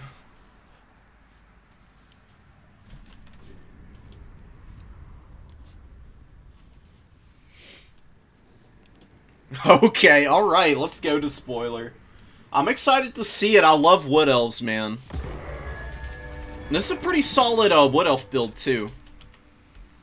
You know, the Glade Guard are, you know, very excellent archer units for their price point. And against Ogres, who are very lightly armored, they should do some big damage. Even shooting into the Pigback Riders, who are one of the most obnoxious units in the game right now. These guys do have really light armor. The silver, or the bronze shield really isn't all that much of a deterrent to missiles. especially for accurate missile units like Glade Guard. Against like an Orc Airboy, a Silver Shield makes a lot more of a difference, just because Orc Airboy shots oftentimes are missing anyways. So that little bit of extra mitigation for what does actually hit can make or break a frontline engagement once the lines actually clash. Really nice focus on Golg here, taking a ton of damage in the early going. The Ogre player is doing some nice schmoving, just running back and forth with Golg, avoiding the worst of that damage. And now the Lead Belcher's opening up on the Glade Riders, immediately pulling back. Really nice stuff. Taking the number 3 objective, moving up on the number 2. And should be a pretty winning fight in the middle here for the Wood Elves. Provided, of course, you get the infantry engaged quickly, so they don't just get mulched by the Lead Belcher fire. I would definitely give you the advantage state there. Very curious to see what you actually end up bringing out first for the summons. You got a lot of supplies banked up. Gnoblar's routing immediately. Really nice target focus with the Glade Guard, shooting those guys down so that the Pigback Riders are the next target. And the Dryads can trade really efficiently into them. Gnoblar's fighting the Treekin here. Definitely a decent situation for you. Very unfortunate here with the Eternal Guard. Not a lot you can do about that against the Ogres. A lot of the time against Ogres, you kind of just have to eat the gunfire. Because it's really difficult to range Lead Belchers. You do have the Glade Guard here, though. The Glade Guard could scoot forward on this flank that you've got a little bit more secured and probably start gunning these Lead Belchers down. That would be the biggest threat to you, because your infantry should outtrade all of the Gnoblars pretty easily. The Eternal Guard will do nicely into Ogre Bulls, too. Just shutting down the range shooting here will definitely clutch out the game for you, in my opinion. Orion getting some shots in here, trying to fire through the trees. I don't actually think his missiles pass through the trees. It actually does get stuck there. Very unfortunate. It's worth remembering that for the future. He could be up here beating up on the Fire Belly instead. Even engaged in melee combat, he'll beat the hell out of the Fire Belly. And keeping Golg on the back foot is going to be very important. Glade Guard get gunned down by the Lead Belcher fire, man. Lead Belchers are just devastating units. You can see they're racking up big value right now. Tons of kills. Definitely need some mobility to try and answer those guys. But there are Gorgers in the back line. Wild Hunters of Kurnus with some more Wild Riders, cleaning up them and the Sabertusk pack. Getting out the mobility now is definitely going to do you a lot of good. Definitely need to just scream back in here and get on top of the Lead Belcher units. Get the Wild Hunters of Kurnus off of the remaining Gorgers and just charge down the Mournfang Cav, while the Hagbane Tips just focus fire or charge into the Lead Belchers here. Would be your best bet. Dryads sitting on the number 3 objective, and all of the Glade Guard. Really good play from Schnoz here. Getting the Blood Vultures to chase down the tattered Glade Guard. Really nice decision-making there. Eternal Guard and Dryads getting folded up by the powerful Mournfang Cavalry charge. These guys have 68 charge bonus, and with their big mass and decent speed, they're just impacting and just obliterating everything that comes into contact with them. Lead Belchers eat a Melkoths. It's doing some decent damage to them, but that's going to take a long time to wear them out. I don't know what other magic you could bring as the Wood Elves, though, that would do really well into the Ogres. Maybe Death Magic, because then you can snipe out the Fire Belly or something like that. These Burning Heads have been devastating, too. They've only gotten about 500 value off of them, but they've hit some of the Glade Guard. They're roasting out the Eternal Guard that are protecting the Branch Wraith, and these guys probably aren't going to stick into combat much longer. Golg is a really competent anti-infantry duelist. Even sitting on top of these guys with just a little bit of extra support, which is coming in the form of the Sabertusks now, he should be able to finish off the Eternal Guard and then get right after the Branch Wraith and finish off their healing magic. Wild Riders getting crushed here, unfortunately. Where are the Wild Hunters of Kurnus? Are they really already dead? That's so unfortunate, man. Oh, yeah, looks like they've been handled already, man. Ogres are pretty damn strong. They're a pretty brutal faction to face up against. They're very difficult to, counter properly. They're a lot like Skaven in some respects, in that they're like a body-swarming faction with really strong weapon team type units that they can very easily support with good chaff mobility. Blood Vultures and Saber Tusks. They've got good lores of magic as well, especially now that they've got like Heavens casters. I think they also got a Death caster, unless the Death caster has always been around. Definitely gives them a leg up against the Wood Elves. Deepwood Scouts might have been a good option, because they have Stalk, and they've got a little bit of extra range over the Glade Guard. They could definitely shoot down a Leadbelcher pretty quickly. This game is not over. Wood Elves still have a... They still have a chance to get back into this. I'm definitely not counting you out now. You do still have a decent chunk of infantry on the field. The Eternal Guard are going to do excellently against all the Ogre units. So just having as many of them out on the field as possible is honestly not a bad idea. You finally have killed both of the Leadbelchers, which is pretty huge. One is back here, barely rallied at the edge. 178 kills, man. 6 models left. The other one down to 3 models. Shouldn't be rallying anytime soon. Good value on the Glade Riders. Those have really been your MVP this game. They've gotten a lot of really cost-efficient work done for you. Branch Wraith is still alive and is beating down on the Firebelly right now, and Orion persevering out here like an absolute champ. Does have the Cloak of Aisha, which is going to give him the ward save and the heals per second. He's very hard to finish off, so this might be the turning point. He gets a terror route on the Mournfang Cavalry, too. Mournfang's a 2,400 value. And suddenly it's looking really nice for the Wood Elves here in this middle position. They're getting some Eternal Guard out on the field. These Eternal Guard will definitely be able to kill the Saber Tusk pack. The other one is just sitting on this point, waiting for the charge from the Yetis.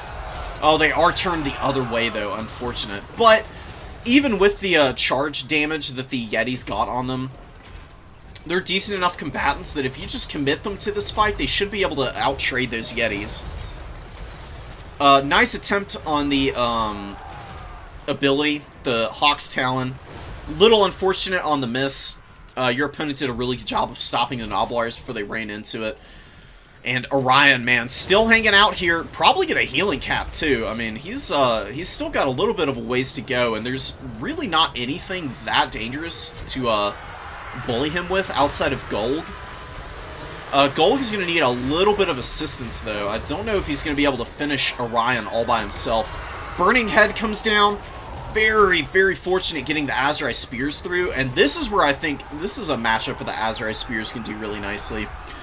Very quick unit. They do have the Storm of Blades active, giving them the extra melee attack. Melee defense is very low from the aura anyways that the Yetis have. They're just chewing through the Yetis' HP with some backup from Zotes. Don't see them too terribly often. They do have Flesh to Stone. Flesh to Stone would be really nice to use on the Azrai Spears right now. Either that or use it on Orion as he's fighting Golg here. God, this is a razor close game. You can't call it for either person right now. The Wood Elves have managed to even this up pretty nicely. And the Ogres have really not done a very good job of threatening the back caps here. They've left this number 3 objective very uncontested the entire game, even when there's no infantry on it. Ogres have a lot of cheap stuff, so they can definitely get after points pretty quickly, if they really want to. Gorgers finally moving up to the number 3. Wild Riders can definitely finish off the Firebelly here. The Fire Magic has gotten 1,300 value, which isn't bad, but definitely is needed right here to finish off these Azrai Spears. The Azrai Spears, dude, 1,600 value on them. Amazing stuff, and they've got plenty left to give. Beating the hell out of the Pigback Riders right now, and doing a good job of buffering for the Zotes, who are doing very nicely for themselves as well.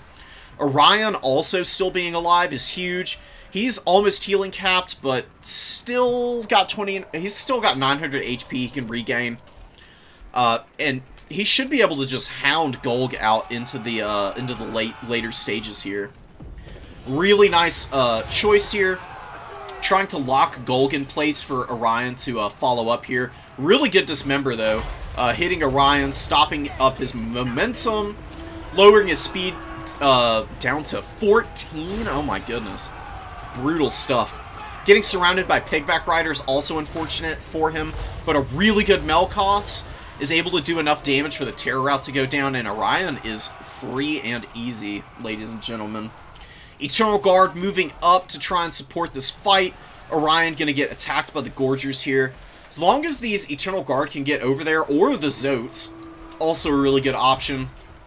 You should be able to win this fight, keep your Lord alive, and then he probably just needs to run to the back of the map and stay safe while you finish capping up the objectives here and win the game. Wild Hunters of Kern coming back out. This is really good Wood Elf play. Very persistent Wood Elf play, too. Not getting discouraged by the fact that the Lead Belchers crushed a lot of the ranged units early, and committing very hard into the counter trades in melee against the Ogre Kingdoms has really paid off for you here. And the Terror Routes from Orion have been pretty clutch too. You can definitely fold into the back of that combat and win that there. Wild Hunters surrounding Golg here, who should go down pretty quickly. There's no way he's going to be able to survive this. I don't even think the Saber Tusks are going to be able to save him in time. They should do good damage to the Wild Hunters of Kernus, though. But once the Ogre Kingdoms lose their Lord, they've got terrible leadership on the Noblars, as well as the Lead Belchers, and even the Ogre Bull units have pretty bad leadership. This is a very swarmy Ogre Kingdoms build. Without their Lord, I don't see them being able to do much of anything. 52 HP on Golg. Is he gonna escape? Barely weasels his way out of that fight, but Ogre Kingdoms throw the towel in there. That's gonna be a win for the Wood Elves. Nicely done, dude. Very nicely done. Treekin got their value back just about. Great value on the Glade Riders. These guys were clutch as hell. They killed the Lead Belchers and shot down a bunch of the Noblars and Pigback Riders. You can see the early engagements, none of the initial formation outside of the Treekin and the Glade Riders and the Caster and the Lord got a lot of value. The Eternal Guard and the Dryads, as well as the Glade Guard, just got folded up by the early shooting that the Ogre Kingdoms had. But once that shooting went down, the melee elements of this Ogre Kingdom's army just weren't nearly as efficient as the Wood Elves were. Azra Spears got 2,000 value. The other Eternal Guard units came out. They just provide a lot of buffering, it seems. It was really where the mobility came in that the Wood Elves were able to turn that battle around. Wild Hunters got some pretty good value both times they came out. Wild Riders did pretty decently for themselves. Glade Riders did something. Zotes were pretty clutch there at the end. 1,200 value on a Zote unit is pretty solid, and they got some good Earthbloods and Shield of Thorns off for their fellow Azrai. Blood Vultures got a little bit of value. It was really just this one Mornfang Cavalry that was causing a lot of problems, as well as the Lead Belchers. Golg wasn't all that great. The Fire Magic was really not as impactful as I thought it would be. It got a lot of HP damage, didn't get a lot of kills. That was really where the Lead Belchers shone through. Outside of that, though, it was a little bit of a lackluster performance from the Ogres. Their Ogres are just not that good without the Thunder Tusks, honestly. They really were getting carried pretty hardcore by that one unit. Playing a more traditional Ogre Kingdom style of build, they can definitely be countered pretty capably just by good micro and magic usage. Pigback Knights are the real stickler unit here that you still have to worry about. We could do some, you know what? Wood Elves versus Corn. We've got, let's watch this one. High Elves versus Corn is always a pretty fun matchup. We've got Farrig going against Loki here. Loki, asterisk, asterisk.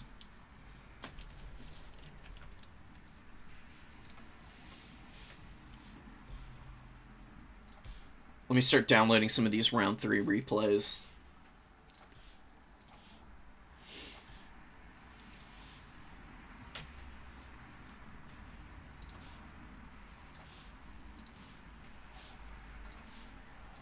Alright, slick.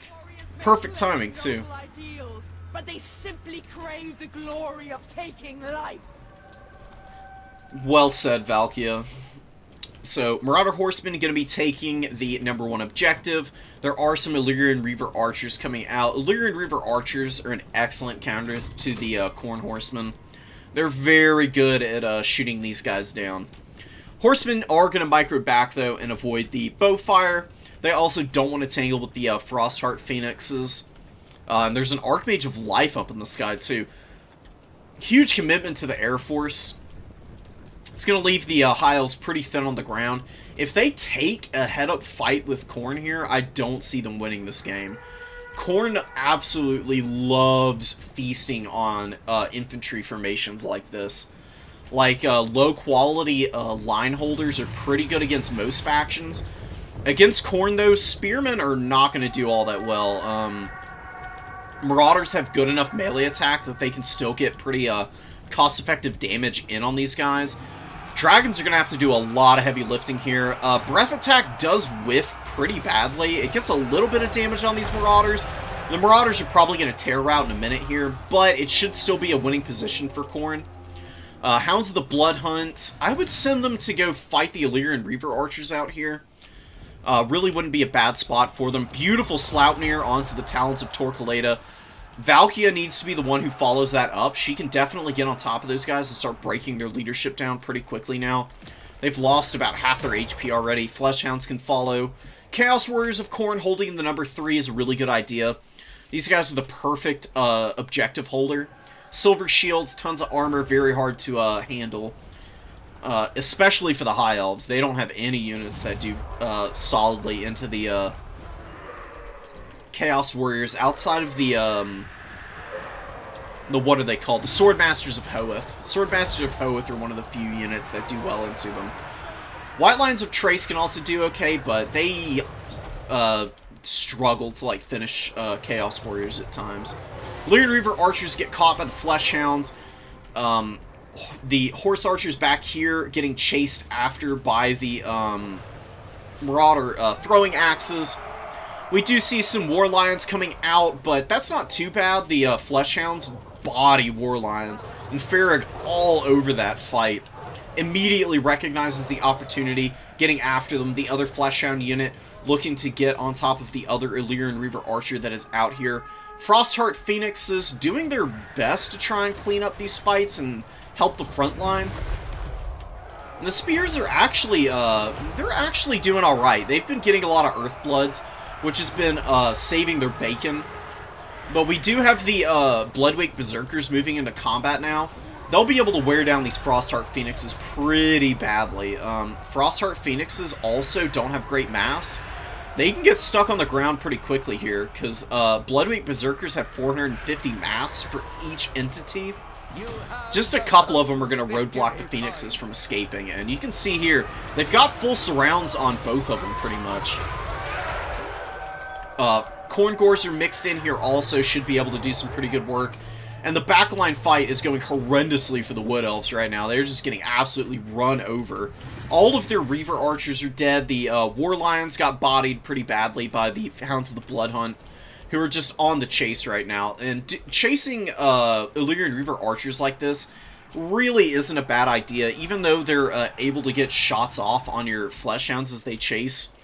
If you can keep them away from supporting the frontline fight and give your guys time to just grind through the High Elf infantry, you're going to be able to hang on to all the objectives, as you can see, and just absolutely wreck the High Elves. Blood Beasts coming out should be able to do really nicely against the Rangers here. Blood Beast, excellent unit in general. Perfect against Rangers. Rangers are, you know, they've got pretty decent melee defense stats, but the armor on them is pretty low. And Blood Beasts have good enough melee attack to get around the melee defense there. And having the 155 weapon strength, a lot of that is base weapon damage though. But you can see how quickly they're working these guys down, man. Taking them down to about half HP with a little bit of some fire support from the throwing axes. We've got some Forsaken coming out. Forsaken, another pretty good tool against the High Elves. Just a really quick infantry unit. 46 foot speed with good melee attack and weapon strength. Can definitely chew through the Rangers pretty quickly. You can see the Blood Beasts just ripping apart the Rangers up here. Do get collapsed on from the rear. They're going to start taking a little bit of extra damage, but they should be able to hold long enough for Valkia and the Forsaken to move over and save them. And yeah, even though the Spearmen have been doing alright in this middle fight, they really haven't been getting a lot of damage done. They've mostly been holding, and there's just no follow-up from the High Elves. The SCs are forced to land into the Bloodweight Berserkers and the Khorngors. You can see they're just getting chewed on by all of these Khornate units, man. Disgusting value lead from Farrig right now. Chaos Warriors pushing off some Illyrian Reaver Archers. Hounds of the Blood Hunt helping out there. Very good performance from them. The other Flesh Hound paying for itself too. Can just get back here. Maybe go after these Rahakra's Pride that are coming in. Rahakra's Pride should be able to get a nice engage here, though. A good Mighty Roar with some fire from the Lothern Sea Guards should be able to break these units here. Very nicely done. Very good timing on that from Loki. I think this is a little bit of a... this is just a build roulette match, I feel. The High Elves brought the SE Goon Squad, I think counting on Khorne bringing Skull Cannons. Because Frostheart Phoenixes are really good against Skull Cannons. They do a bunch of damage to them. Very hard for Skull Cannons to escape from them as well, with all of the speed debuffs that they've got. But it's not making much of a difference here with just a full Unga Bunga army from Khorne. One Frostheart Phoenix going down here, just ripped to shreds by the Minotaurs and Valkia. Archmage is on death's door as well. Hasn't gotten a lot of value, and that's going to be game. Oof. Yeah. This is a rough matchup for High Elves no matter what you bring. Khorne is like custom built for beating the High Elves. They've always had a pretty good matchup against them, and it's just gotten more and more lopsided over time. Especially now that there's all the new units available.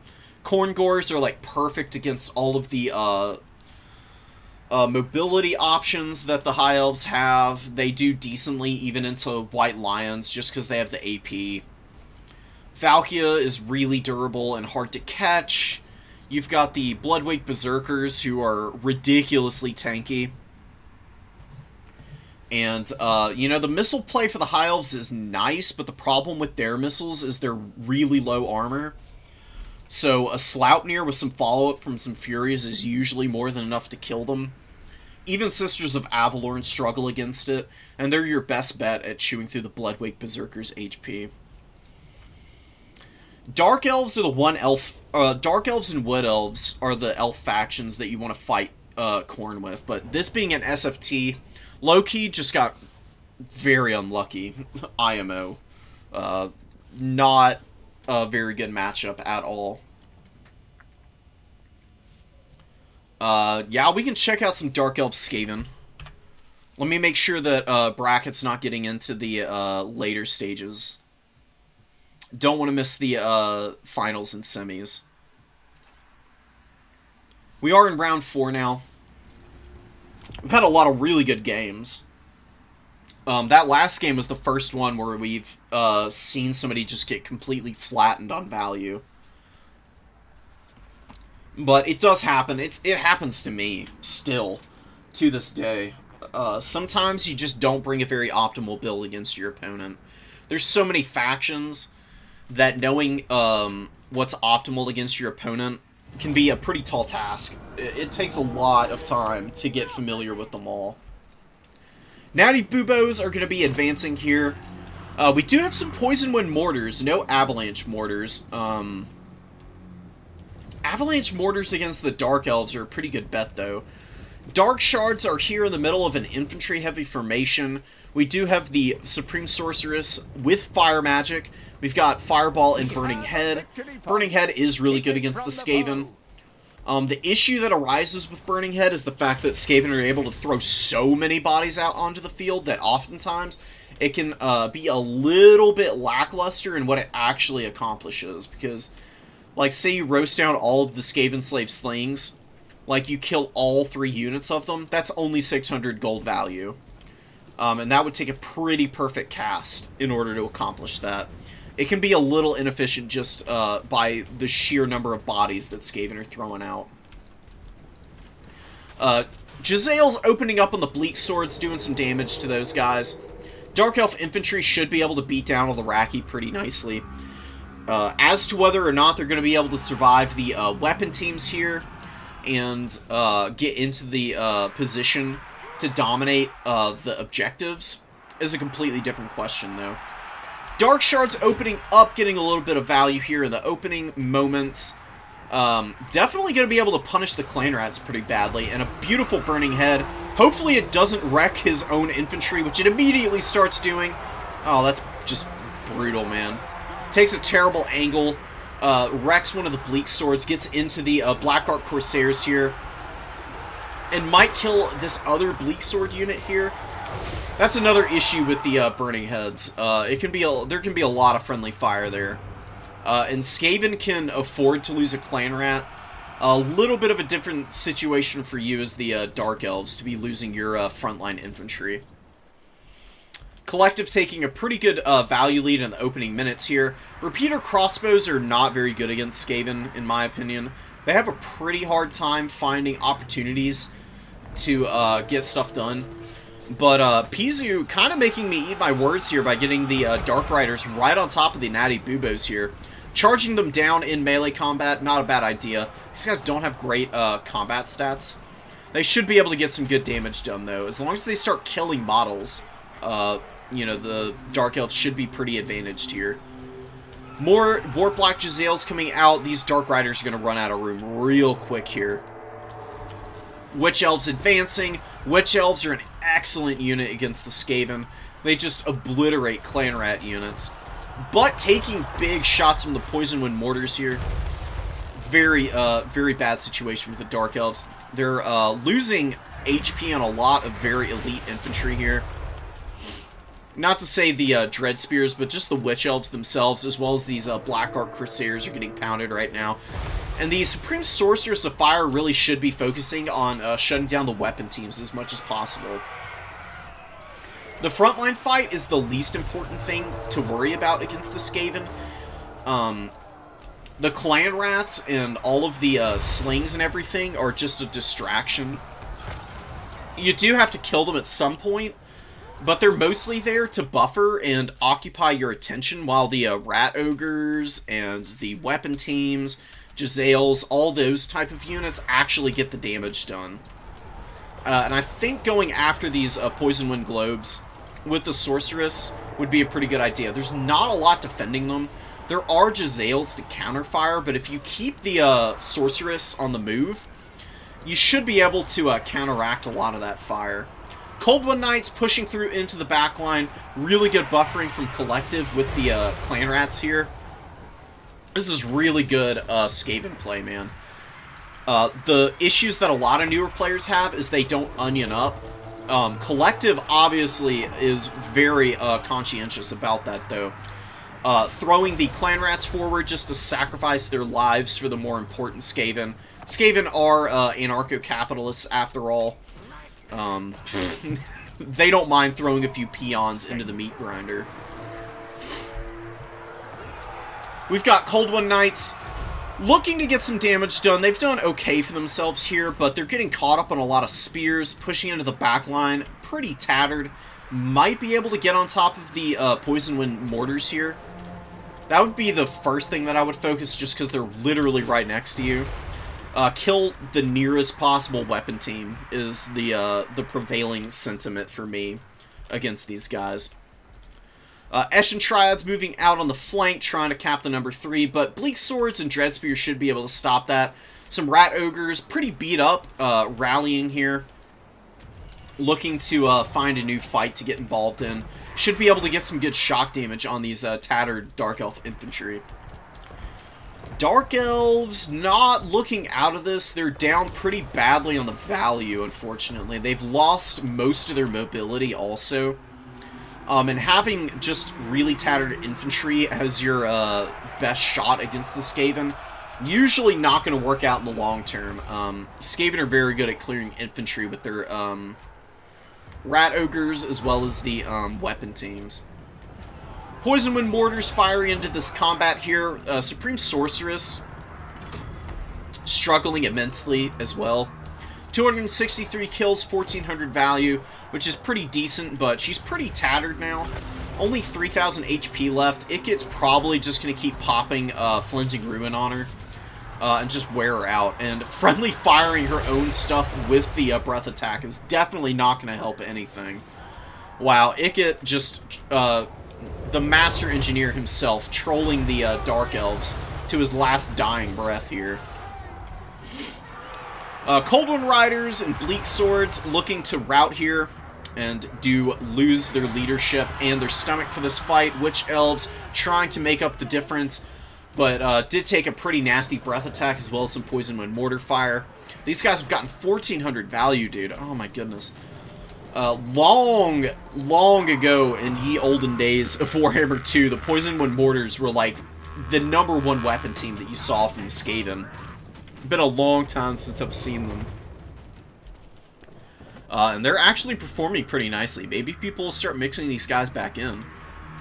They're a lot cheaper than the Avalanche Mortars, and they've gotten 1400 value, which is pretty awesome.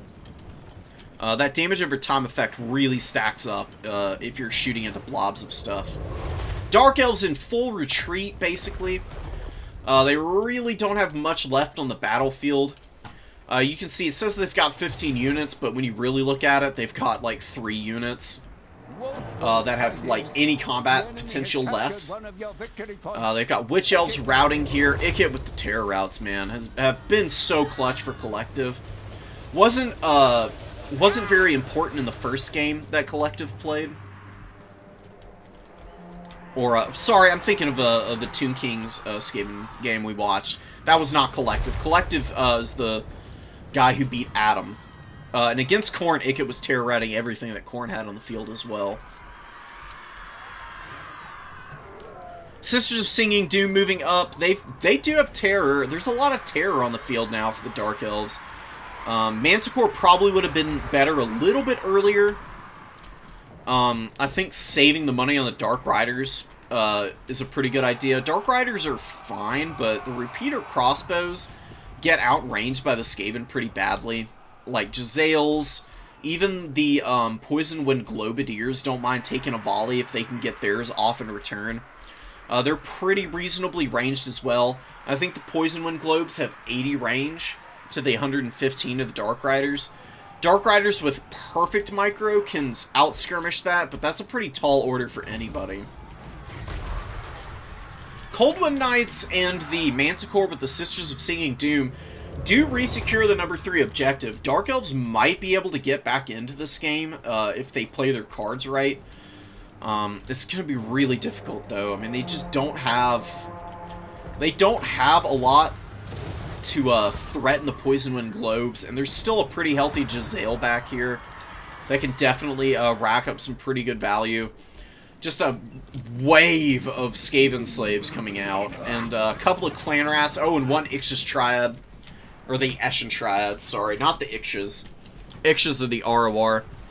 Looking pretty decent there. Oh, the Packmaster actually does get caught by the Sisters here. And they pop Witch Brew and just rip this guy apart. Definitely need the Manticore or something to go chase that guy down. Manticore is fighting Ikit. Ikit gets hit by a fireball. Suddenly the Dark Elves, maybe if they can kill Ikit here, and they can just keep bringing out, like, Bleak Swords and Dread Spears might be able to get up on these points and outgrind the infantry that are left for the Skaven. That is completely contingent on Ikit being compromised, though. Nice Burning Head, wrecking a lot of those Skaven units. Skaven Slave Spears dead and gone. The Eshin Triads taking a decent chunk of damage. Skaven Slave Spears taking some as well. The Skaven Slaves getting terror routed by the dragon here. Staying very active with the dragon has paid dividends here in the late game. It is looking pretty grim on the tickets. It's probably going to be a triple cap situation. Don't know if the Dark Elves are going to have enough time to grind back the value in addition to capping all of the points. Dark Riders looking to chase off some of these routing Skaven here, which is very important since they do have pretty decent cap weight on the Clan Rats. Even at half health, these guys can rally in and just force you to keep sending units to try and pinball them off. You can waste a ton of your time. Dark Riders looking to get after the artillery crew, potentially. It's going to be a tall task. They are on top of the deploy zone. My guess is Collective is just going to summon something out to roadblock the Dark Riders before they even get up there. Black Arc Corsairs looking to kill these Skaven Slave Spears here. We do have Dark Riders getting a nice sandwich here on these Clan Rat Spears with a good bomb from the Firecaster. Does get a good terror route. These guys should be able to get in here, maybe get after the rest of these very vulnerable infantry units. It gets hiding on the last objective over here. Manticore does rally, looking to get after him, maybe going to be able to kill him if Collective isn't paying attention. Rat Ogres sitting in the middle of nowhere, definitely need to rally back into the middle, or the number one. There's a lot of bookkeeping that the Skaven need to do out here that they haven't been doing. That is one thing that Collective definitely has to lock in on for the future. Skaven units are very poor leadership, so they're not very useful when they're in the condition that they're in out here. And summoning them to get them back in the pool would give you a little bit of a rebate and give you more stuff to throw out onto the field to hang on to these caps in the late game. It would make it's not making a huge difference here, but in a closer game, it's definitely something to lock in on. And it's really good practice, too, to do your bookkeeping, even in games where you've got a pretty solid lead in. Dark Elves kind of running the clock down, but I do have to give Pizu a lot of credit for scrapping back into this one and making it even semi-competitive. Because the initial engagements were really rough for the Dark Elves. They really didn't get a lot of value in the opening. It's only been here at the end that they've been able to really lock in and start to value trade against this game. And a big terror route comes down from the Sisters of Singing Doom. Look at the Raki run, man. There's like 5 units here just fleeing for their lives from the Sisters here. Very funny. And Alpha Strike onto the last point here, man. The Dark Elves getting really close to capping the objectives away. Collective maybe resting on the laurels of the early wins a little too much here. Just barely locking that game out. Oh my god.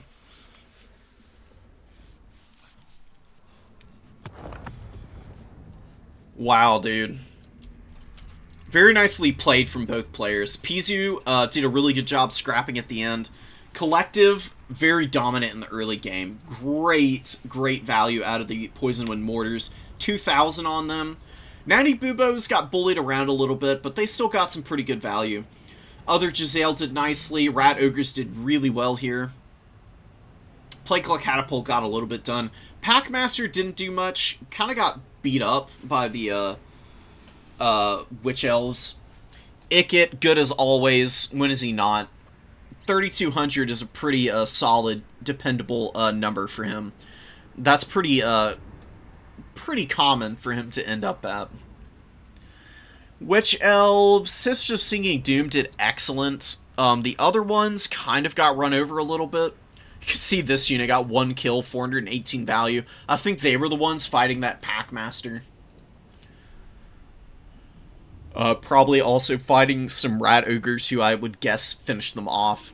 Dark Riders did decently. Crows of Cain really didn't get much done. They got countered by Howling Warp Gale and then shot out of the air pretty quickly. Coldwood Knights also fed a lot of value and didn't get much in return. It's tough, dude. It's a really tough matchup for the Dark Elves. But committing to bringing a bunch of terror is probably the way to go about it. Skaven, as you can see, poor leadership combined with terror-causing monsters on the field can lead them to routing very aggressively, even early in a match, and you can follow that up pretty easily with some cheap cav to just like chase stuff down and chip down their units.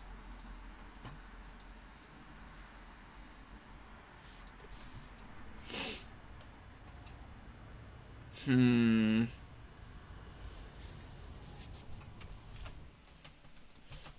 me check bracket real quick, guys. A lot of really good scraps today, man. Okay, only a couple games have finished in this last round. Tzeentch Slaanesh. Let's see if Slaanesh is able to beat up on the current Dark Lords of the meta right now. Slaanesh has been just destroying everybody. I think in the rule set for this tournament, Seekers are limited. Yeah, to 2. Which I think is pretty fair. 2 Seekers is pretty damn strong. Most people just bring Heart Seekers now instead. If you're going to be limited on the number you can bring, you might as well just bring 2 Heart Seekers, who are just infinitely better Seeker units to begin with. A little bit more Glass Cannon, but, I mean, if you're talking about a Glass Cannon on Slaanesh, the actual damage part of that equation is pretty out of whack right now. Slaaneshi units just dominate just about everything that they go up against. Devoted Marauders of Slaanesh moving forward. There is a Cultist on horseback here. Gate of Slaanesh looking to maybe provide some opportunities to chip down some foot characters. Maybe counting on that. I'm not sure what the meta for Tzeentch against Slaanesh even is. We do have a lot of Horsemen of Slaanesh out here. Looking to skirmish a little. Shooting at Zangors, though, would be a big waste of time. They've got the silver shields. Their overshields are pretty meaty as well. It'd take forever to chip through those guys. Nice Pavane here. Gonna get the Marauder Horseman of Tzeentch locked in combat with the Slaaneshi Cultist, who is going to start charging up that gate of Slaanesh here. Azazel laning in. We're going to get a collapse with the Devoted Marauders. Is this Overcast? No, it was not Overcast. Just the regular variant, but look how much damage it did, man. Even without a ton of follow-up, it got these guys down to about half their HP. Marauder Horsemen of Tzeentch are going to be retreating, while we do have some Zangors moving up to the number 1. I don't like this play here. Slaanesh is amazing at killing isolated units, and you've got 1 unit out here and 2 very beleaguered mobility units. Slaanesh should just, like, run up here the second they see these Zangors and just flatten them. It would be the best call for Pansarin here. Hellscourge Marauders, more devoted Marauders just hanging out on the number 2 objective, forming a little bulwark here. Changebringers are out on the field. Changebringers should go shoot the Hellscourges just to get the value there. You know, the regular devoted Marauders of Slaanesh aren't that annoying. Devoted Hellscourge Marauders are a totally different beast, though. This is probably one of the most annoying units in the entire game. Expert charge defense with charge reflect. They've got poison. They've got really solid defensive stats as well. They're very difficult to deal with. Even Zangors are going to struggle against them. And Zangors are like a full 100 gold more expensive, too. Ooh, the Exalted Hero of Tzeentch gets dove on by just 2 Fury units. This would be a really good spot for some kind of spell casting from the Tzeentch caster. Tzeentch Lore of Metal coming in here. Beautiful overcasted Final Transmutation. Not going to do a ton of damage to the Furies and such, though. Mostly just punishing Azazel. Although the Horsemen follow that up by running in here. Oh, and a beautiful Bolt of Change, man. That definitely did some good work against those Furies, but Herald definitely needs to get the hell out of here. Changebringers need to be shooting, and they are unfortunately going to get compromised by these Furies if Dragon is not on top of the micro here. Furies flying in overhead, looking for some opportunities. Really good fire from the Blue Horrors, focusing down the devoted Hellscourge Marauder, who is working on getting into combat against these guys. You're going to take a massive chunk of damage for their troubles, though. The other Blue Horror is going to be able to keep shooting onto the flank as well. Should be able to get some really good work done there. Azazel's very low, and the Changebringers are finally up and running. They are getting shot at by the Horsemen, though. They're going to take a massive amount of damage from these Horsemen. These definitely should be the target for the Changebringers. But they do get collapsed on by the Furies as well. Very dead Changebringer in the sky here. They're a risky unit to bring into other Chaos factions. You have to be very on point with your micro. And against Slaanesh, there is Pavane. If they get Pavaned and forced to land on the ground, they're dead there as well. I think Changebringers are a little too risky. I think you're better off bringing, like, the Ground Flamers. Because regular Flamers are 850 and have the same missile attack. They could be up on this high ground right now, drawing dives and attention from all the Slaaneshi units. You could keep all of your missile units around them, just to box out most of the mobility, especially these Horsemen. And then the Furies that dive into the middle, you could have the Zangors just to sit in the middle and buffer for those guys. Good fire from the Pink Horrors getting onto the Marauder Horsemen of Slaanesh. Unfortunately, though, the Herald is a little caught up in a nasty blob here. Gets another good Final Transmutation, though. Does a bunch of damage to the Furies. Is going to be able to survive this with the help of his own Furies. Chaos Furies of Tzeentch are a very capable unit. Having the Overshield is pretty nice on these guys. One of the problems with Furies is that they can get wrecked before they even get into combat. And that Overshield gives them... I think their barrier is normally 600. Definitely gives them a little bit of extra room to work with. Demonettes summon, I believe. No, just regular Demonettes, actually. And the Cultists helping out against the Marauders of Tzeentch here. Another Bolt of Change goes down. Does some pretty good damage to the devoted Hellscourge Marauders. I would just save up for the Tzeentch Army ability. The Tzeentch Army ability is just so good. It's such a big area. If your opponent gets caught in it and doesn't micro out in time, it's a game-changing ability. It is disgusting. Really close match here still. Tzeentch has definitely made enough plays to keep themselves in this. Losing the Changebringers really hurt, but maybe if they can kill off the Sibilant Slaughtercade here, getting the Centaurs of Tzeentch after them would be the best tool against them. Maybe then they can just focus on hanging on to the number 2. Really need to stop summoning stuff out of these spawns over here.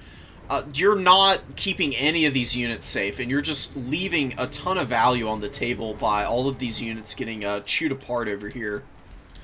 Slaanesh is just so much quicker and much better at value trading into the Blue Horrors than the Blue Horrors are at value trading against the Hellscourge Marauders.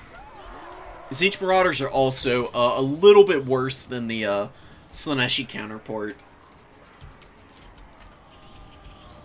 Big value here against the Hellstriders. Hellstriders get a good charge on these Centaurs, but with good fire support from the Pink Horrors in the back, they are able to beat them and still have a decent little bit of HP to work with. Final Transmutation going down in the middle, definitely not worth it. Final Transmutation is better against SEs. Really should be saved for going after Azazel, in my opinion. If you want a spell that does good damage to infantry, that's what Searing Doom is for. Searing Doom is probably the best spell in the game right now. It hard counters cavalry, which Slaanesh uses a lot of. It's very good against blobbed up Furies and infantry. The only thing it's not good against is SEs. And even there, the actual missiles do some pretty decent damage. We actually do get the Book of Secrets being popped here. And does get the Buna effect, but, you know, not very effective against Azazel there, unfortunately. Searing Doom is also really cheap, just to go back to the, talking about the spell casting for a minute. It's only 6 or 7 wins of magic. So you can use 2 overcasted Final Transmutations and still have enough magic for 2 or 3 Searing Dooms. Good fire from the Exalted Pinks. They are going to get wrecked by the Sibilant Slaughtercade, which still have not really been addressed. The Centaurs of Tzeentch have been cleaned up by the Hellstriders. Hellstriders struggling a little bit against the blue horrors and the pink horrors here, though. Need to save the number 3 objective. There is a cap on the number 1, though. And Saren's running out of steam back here. A lot of the units are routing. The Demonettes are going to crumble out here in a minute. And Azazel is very beat up and hasn't gotten a lot of value either. Going to be very hard to find a way back into this game with not a lot on the table. And Dragon has a ton of supplies to start bringing out mobile answers to whatever his opponent's going to develop out here. Which looks like it's going to be Seekers. See, against Seekers, this is where Searing Doom would be really nice. Furies flying around overhead, looking for an opportunity to land. Do get on top of the blue horrors here, but the Sibilant Slaughtercade crumbling the leadership. Poor little Herald trying to escape, but looks like is gonna get... oh, a Narcissism goes down. Luckily, Zangors are close enough. They should be able to peel off the Furies. And this is going to last another 5 seconds. As long as the Herald doesn't start crumbling, should be able to get away here. Very close match. Tzeentch still has an opportunity to win this game. The tickets are very close. Not triple cap territory for Slaanesh at all. And like I said, not a lot of infantry available. Sibilant Slaughtercade representing the healthiest unit other than these Seekers. The Seekers are getting chased after by the Marauder Horsemen of Tzeentch now, who in the later stages of the game, without the fear of getting paveined, should be able to just trade upwards into anything Slaanesh brings out, mobility-wise. Whatever you think I should have done, I promise you I did not. It's okay, man. Trust me, it is what it is. You're playing pretty solidly. There's just a few things that you could focus in on cleaning up, and just like maximizing to avoid the worst possible situations. Pavane going down on the Herald, and Herald is going to go down here. Very painful. Herald's a little risky against Slaanesh, has a really small HP pool. Azazel is an absolute nightmare for flying targets as well. He's an amazing duelist, and he's got all the typical Slaaneshi magic on the table. You have to have pretty pinpoint micro with the Herald. I think you'd be better off bringing a Exalted Lord of Change here. Because you can still bring the metal magic. You can still bring a Searing Doom and Final Transmutation. Transmutation can punish Azazel pretty hard. Searing Doom, like I said, is really good against the Seekers and the Hellstrider Cavalry. Getting these Horsemen caught, really unfortunate. Half the game I didn't even see the Sibilant Slaughtercade. Look, it happens. Chariots can fly under the radar a lot. And this is a very powerful chariot. I really enjoy the performance of these guys. They've got Striders, so they don't get slowed down by terrain. They've got Devastating Flanker. They've got Soul Hunter as well, which gives them extra leadership and damage resistance and charge bonus, which is pretty insane. These guys are great. I used them in a walk game yesterday against Alexander Nuts, who was on Vampire Coast. Sibilant Slaughtercade were just farming value, man. They are pretty devastating. They're especially good against gunline units, because they've got pretty heavy armor, as long as they're not getting hit by AP missiles, they can just do stuff like this. They get a side charge. They take all of the shield off of the pink horrors, and pink horrors have a ton of barrier. That's a full 1,000 barriers that they just immediately chunked off those guys. They can just pull back, the horsemen can charge in, and then the Sibilant Slaughtercade can get another flank by looping around onto them, and just rip these guys apart. Centaur's hanging on to the, or trying to hang on to the number 3 objective, barely flipping this. Hellstriders are engaged with them, though, much more favorable trade for Slaanesh, obviously. Furies in the sky here, fighting one another, doing whatever aerial combat is in this game. Looking like a hot mess as usual. Like, no, I can't even tell what's happening there. Who's winning? Who's to say? Looks like the Tzeentch Furies, actually. Which is a little surprising.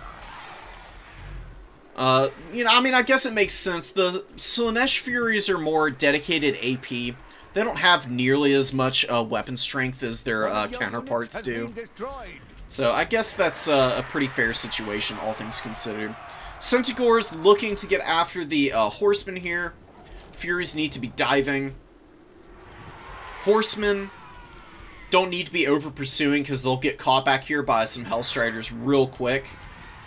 There are some tattered Hellstriders available, and the Vanguard objective is literally...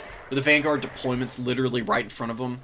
It's a very risky play with a unit that's very squishy to any kind of anti-large. Furies engaging up in the sky again. These Tzeentch Furies need to be on top of their counterparts here to help them win this fight. And looks like a lot of them landed on the ground. Wow, a good pull onto the ground from Saren. Doing a great job of getting that nice little micro play in there. And is able to clean up the other Tzeentch Fury unit in the sky. It looks like it's going to be game. Tzeentch does have a double cap, but the tickets are way too close, and they don't have enough units moving up to the number 3 to threaten this. Their horsemen got pulled off, pursuing way too aggressively. And if they had the Zangors and the horsemen here, this cap would not be where it is right now. They could have taken this, and they just kind of missed out on their opportunity here. This is a pretty winnable game for Tzeentch. But Slaanesh did a really good job of making use of the Slaughtercade here. And jumping around the battlefield with the mobility. The Heartseeker, or not the Heartseekers, the regular Seekers, they got 2,000 value. Not super surprising. Like I said, Seekers are a pretty insane unit right now. I think maybe they could afford to get their the model change reverted on just them, because they were already strong. Now they're just way overtuned. This is all in one life, mind you. And the other problem with them is the fact that they have 100 speed with poison. They get on any unit, that unit is immediately trapped in combat for the rest of the game, and they can't escape. I really wish CA could balance Slaanesh appropriately, but they've just been fumbling the bag over and over again with them. They're beatable with restrictions, but it sucks that we have to do that work on our own. Losing the Changebringers was really painful. They could have definitely had a big impact on the battlefield, but unfortunately were unable to be saved. And they once they went offline, it was an uphill fight for Tzeentch from wire to wire after that.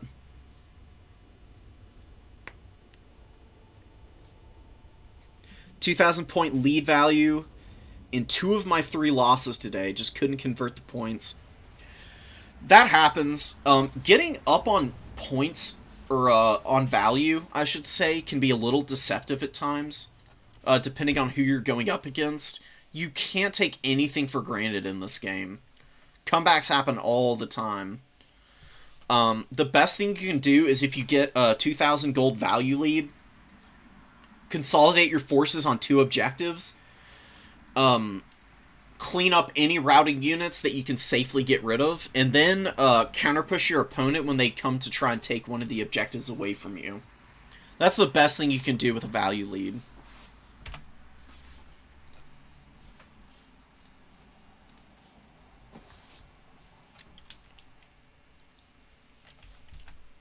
Oh, we've got the dreaded rock, paper, scissors tiebreaker coming in, folks. Let's tune in for this. You can't miss this.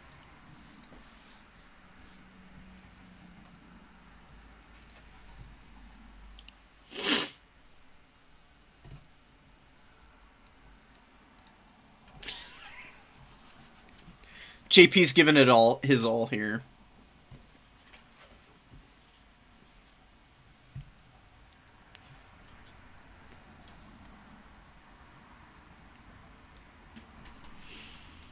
Epic. We got a tie for the first round.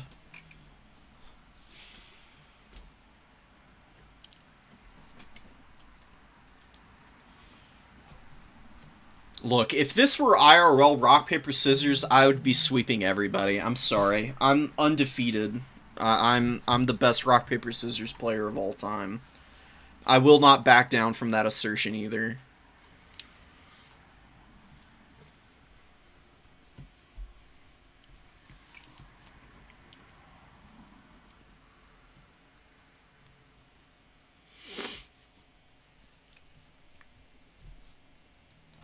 Oh my god, we're going all the way, folks. King won round 1, Broody round 2.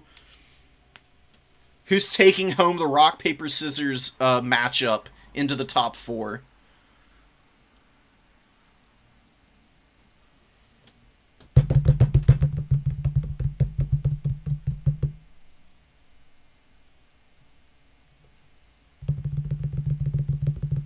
A tie. Oh my god. Can't keep us in this much suspense. Our hearts can only handle so much, JP.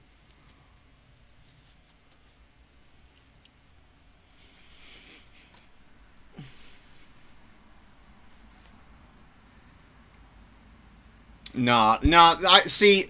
Over online. No, it's not the same. I need to be able to look my opponents in the eye and read your soul in order for me to get the dub. I'll read you like a book. We'll have an IRL rock paper scissors tournament someday. That's the pipe dream for the community.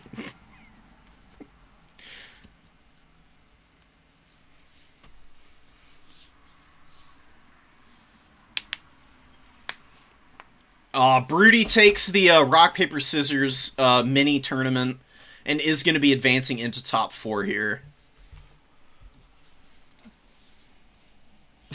Rock always wins. Indeed. Beautiful stuff. Better luck next time, King.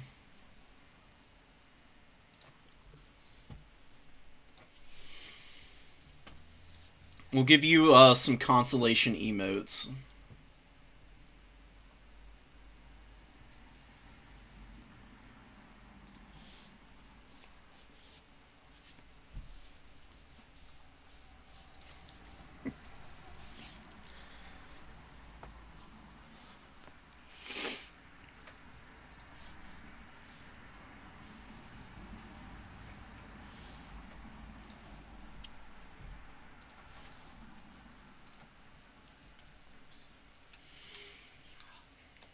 All of the moral support for King is very appreciated, guys. It's very kind.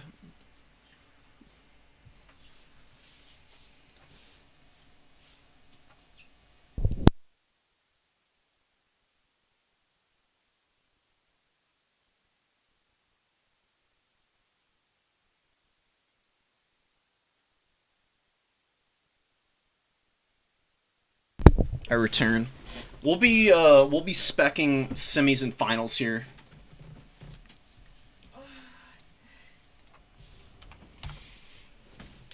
I'm not going to be sticking around too long after the semis and finals are done, like I normally do.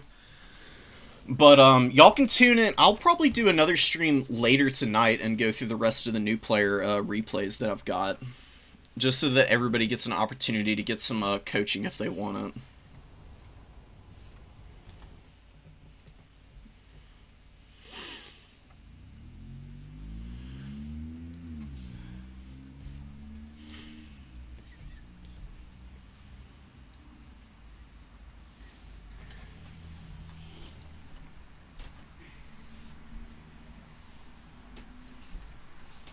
Alright, see you later.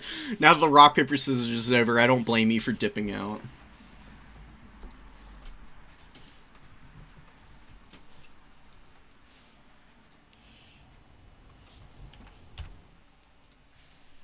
Alright, guys. Let's get this set up so we can get it rolling. They should be advancing the top 4 in a second here.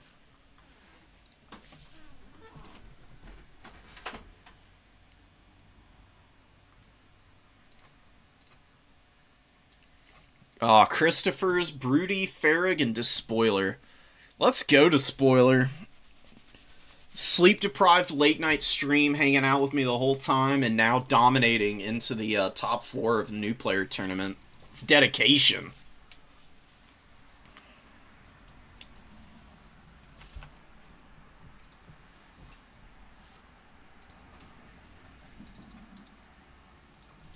Slick. And Christopher's got us a lobby code that we'll join in. Oh, wrong password.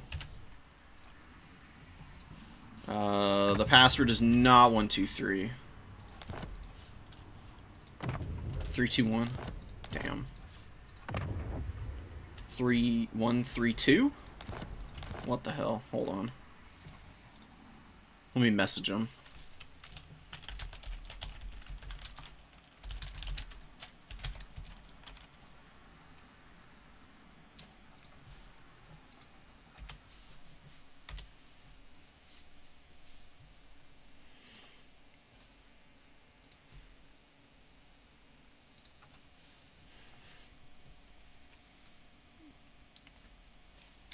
No, that was the first time he got on the verge of top 4 too.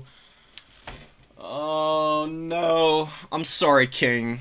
I'm so sorry. That's rough, man. Hey, look at it this way. If this is the first time that you've done that well, next time you're going to do even better. I believe in you.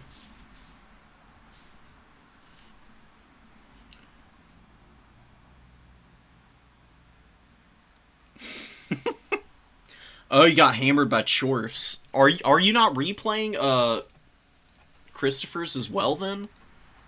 I thought I saw that in the top 4 here. Oh no, Farrig is playing Christopher's. You're playing Broody. I don't even know who Broody is playing.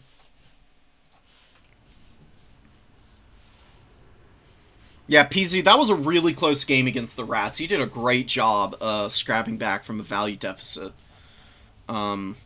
Rats are tough, man. Like, good rat players are a scary sight. And it's pretty rare that you see them in new player tournaments, but we had some damn good racky players this time around.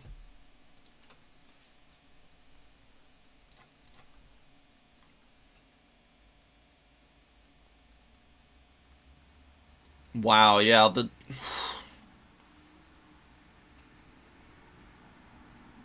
it's competitive for the top 4 spots, man. Oh my goodness.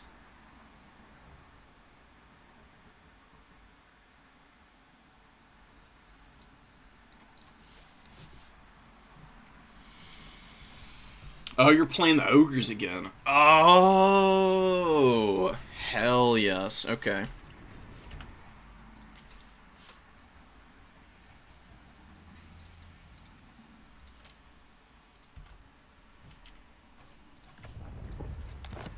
Here we go.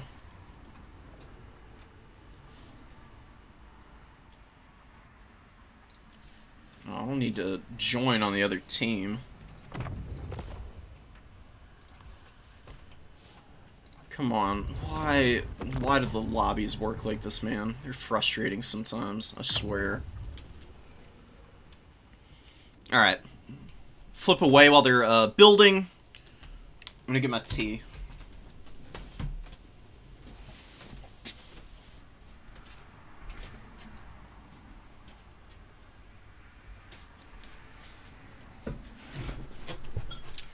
Send me your replay, by the way, Despoiler. I do really want to see a Wood Elves versus Ogres rematch. I can do a separate cast for it, potentially, even.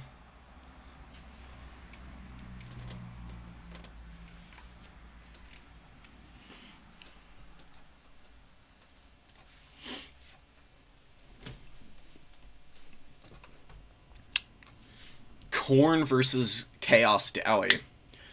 Hot take, Chaos Dwarves, kind of good against Khorne.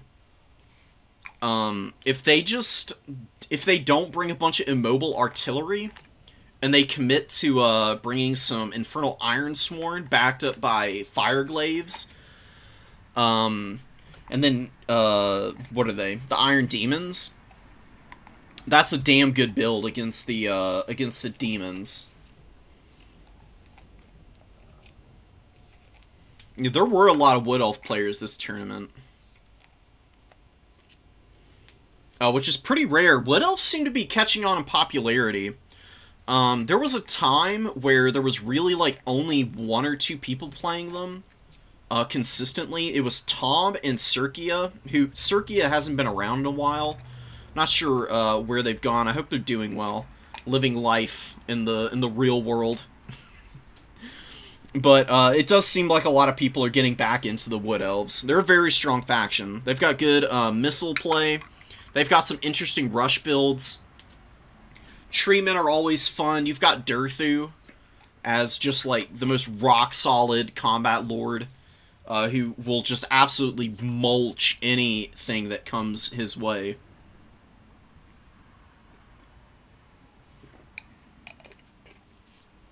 I don't blame you for not liking playing against Chorfs. Although you play Dark Elves, Pizu.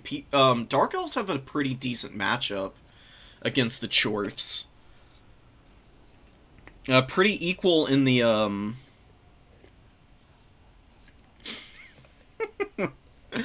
yeah, they're pretty equal in the skirmish game. But yeah, the trains... I guess the trains are pretty bad for the Dark Elves. They can definitely flatten your infantry pretty easily. Maybe a Blackguard of Nagorond would be good to have. Cold Ones and AP shooting. Yeah. Decent magic options against the Chaos Dowie as well. Soul Stealer on a dragon character is always nice. Dragons are underrated against the Chowie, in my opinion. Like Malekith going up against a Baltor's character really isn't that bad of a matchup. And you can get around the Chalice of Blood and Darkness just by using big spells like Soul Stealer. Because Soul Stealer will mitigate the healing that you get from Chalice, and then you can also beat up on them in melee combat. As well as heal yourself, so... I honestly really like that combo against the Chowie's Dark Elves. But you can also go cheaper. You can just bring Metal Magic against the Chaos Dowie. Searing Doom is just a disgusting spell. Does so much damage against all of their infantry. You've got Plague of Rust that you can pop on the trains, if need be. Just to, like, poke them down with any of the... like, spears that you can get around them and whatnot. It's certainly not free, though. It's like a 60-40 for the Dark Elves, I think. But you do have to play pretty damn well to pull it off. Dark Elves have... Surely they do. I thought there was a Dark Elf Metalcaster. The Supreme Sorceresses? What is it then? Just fire, dark magic, death magic, and, what else? You know what? I guess they don't, now that I'm thinking about it. Because that would be a really competitive option for them. Anyways, we'll come... let me know, Pizu. I could have sworn that they had a Metalcaster. Well, we got the Sorcerer Prophet of Hashut coming in here against Valkia the Bloody. We've got a pretty standard Khorne build coming in here. Shadow with Melkoths for Wolfcab and Feeling for Cold Ones, and Rangers against the trains. Yeah, Shadows is really strong against Dark Elves, or against Chaos Dowie too.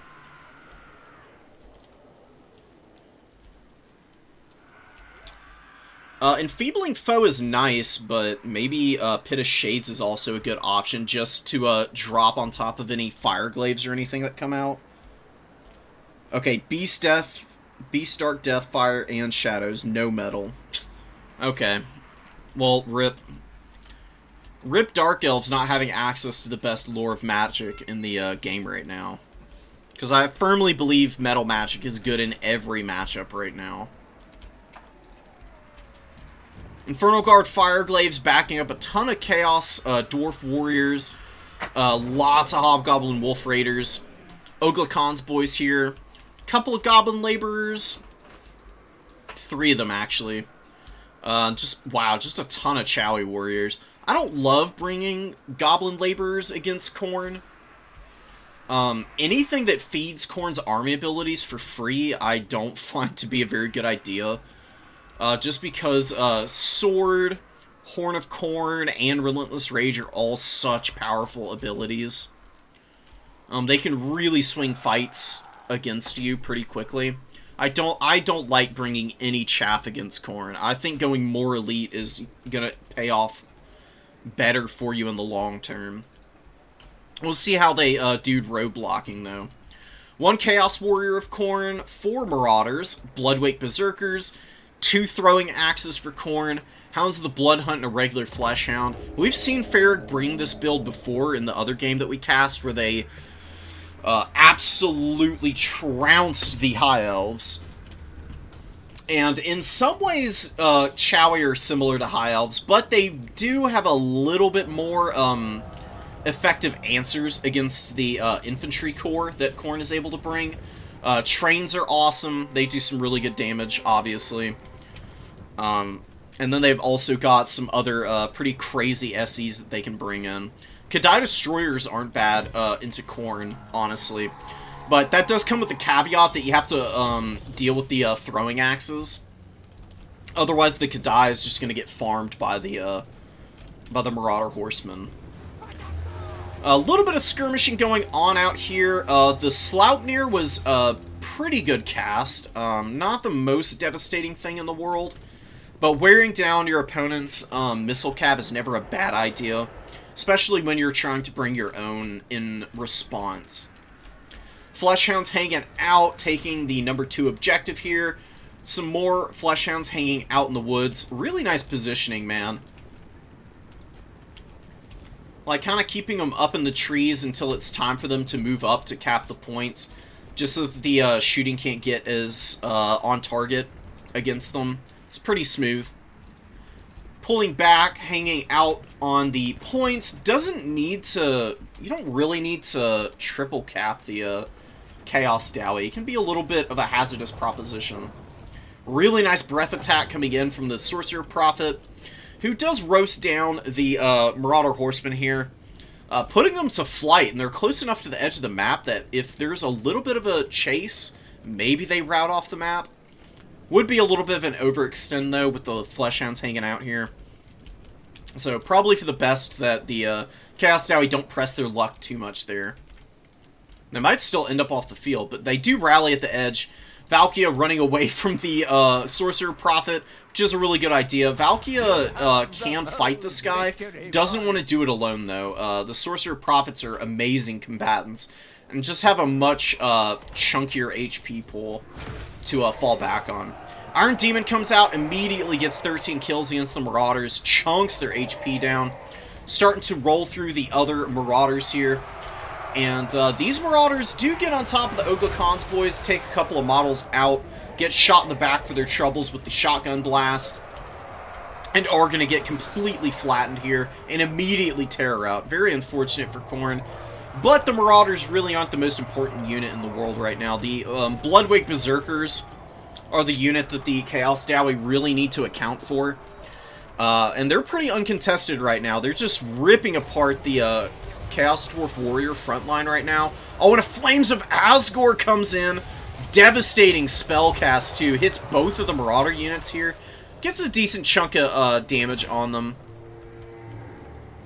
It's certainly not a bad spell. It's much better against cavalry units in my experience if you can trap the cavalry and cast it on them. But it does route both of these Marauder units, giving an opportunity for the Chaos Warriors to get up on the number 2 here. Need to be careful of the Blood Beasts, though. Blood Beasts in a perfect position to countercharge these guys with a Fleshhound to support. Should be able to beat these guys down. And the Bloodwake Berserkers just going ham, as always. And they're really not being shot at or dealt with right now, which is a big mistake. Trains are really good at running over these guys. If you can pull them out of the trees here, and then turn around and just charge them down, should be able to chunk through their HP pretty quickly. Chaos Furies flying overhead, looking to get after the mobility core of the Chaos Dwarves here. Fleshhounds and Furies together, very, very good counter to a lot of these tools that the Chowie are relying on right now. Blood Beasts do get hammered by the Bull Centaur Renders, but a decent commit here. The Blood Beast holding up in combat in a counter charge from the throwing axes does get a little bit of damage on these guys. Throwing axes pull out immediately, really good micro, and can now just throw their axes a little bit and wear these guys down. Marauders rallying as well, definitely need to get up on this point. Chaos Warriors looking to maneuver over. Furies and the Bloodwake Berserkers just absolutely pound the Fireglaves, who are basically dead already. Bloodwake Berserkers hanging in here, stopping up the train right now. They definitely need to turn and start tearing into this thing. They've got good enough mass to be able to stop it, but, you know, Christopher's with really good micro does pull this right out of combat, and the Fleshhounds, oh my god, the Kadai Fireborn come in and just rip both Fleshhound units apart. Hounds of the Blood Hunt do escape out of that combat, but Bloodwake Berserkers are really isolated back here now. Beautiful, beautiful play from the Chowie. Just being very patient, forcing an overextension from the Bloodwake Berserkers, and them being back here alone. I don't think they're going to be too long for this world with some good focus. They are fighting the Kadai Fireborn, and the Kadai Fireborn are winning this combat pretty handily currently. They do need a little bit more support, but the Laborers are buffering for them a decent amount. Some of them are pushed into the Bloodwake Berserkers pretty deep. But with the Bale Taurus cycle charging, they should get worn down, and then the Kadai just move up onto the point. And they should be able to bully Khorne now. Khorne is having a really hard time dealing with the train. Train is just rolling through the back line right now, being super disruptive. And, you know, Minotaurs are really nice against these things, but they have a hard time catching them if they're chasing them. So the train might be able to escape here. Pops more power and just immediately motors away from these guys. Brutal stuff for Khorne right now. Definitely need them up in the front line instead. Bloodwake Berserkers just taken apart at the seams, man. Ripped to pieces by the Kadai Fireborn. The Kadai Fireborn are very healthy still. 1,300 value already paid for themselves. Killing 2 Fleshhounds. Killing the Bloodwake Berserkers. About to finish off the Hounds of the Blood Hunt here, even. This is going to be like a 3,000 value Kadai by the end of this game, man. Beautiful use of them so far. And the Bull Centaur Renders have done really nicely, too. Haven't done nearly as well, but 800 value. They're securing the number 2 objective now, killing the last of these Marauders. Poor Iron Demon is not able to escape the Minotaurs. They finally are able to get around it and stop its momentum. Get some big halberd attacks on it. But they're staying stuck on this thing long enough for the Bull Centaur Renders to get the counter charge, and here it comes. Good micro to get the last second charge off from the Minos. But it's not all that devastating. The Bull Centaur Renders are really starting to put in some serious work here. Valkia does get isolated in the background. The Vial of Hashut being used, lowering her weakness to fire. 20% weakness, lowering her armor down to 36. She's going to take some serious damage if she can't escape here. She is very fortunate to get out of that combat, but the Kadai are right on her tail, staggering her and keeping her locked on the ground.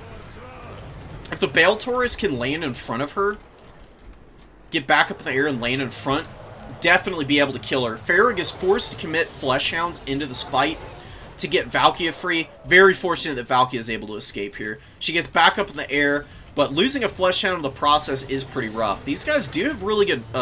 sorry, I'm looking at the Kadai. The Kadai are the ones with 1800 value. The Fleshhound's not doing nearly as well. Really struggling to find anywhere on the battlefield where they can really make their impact.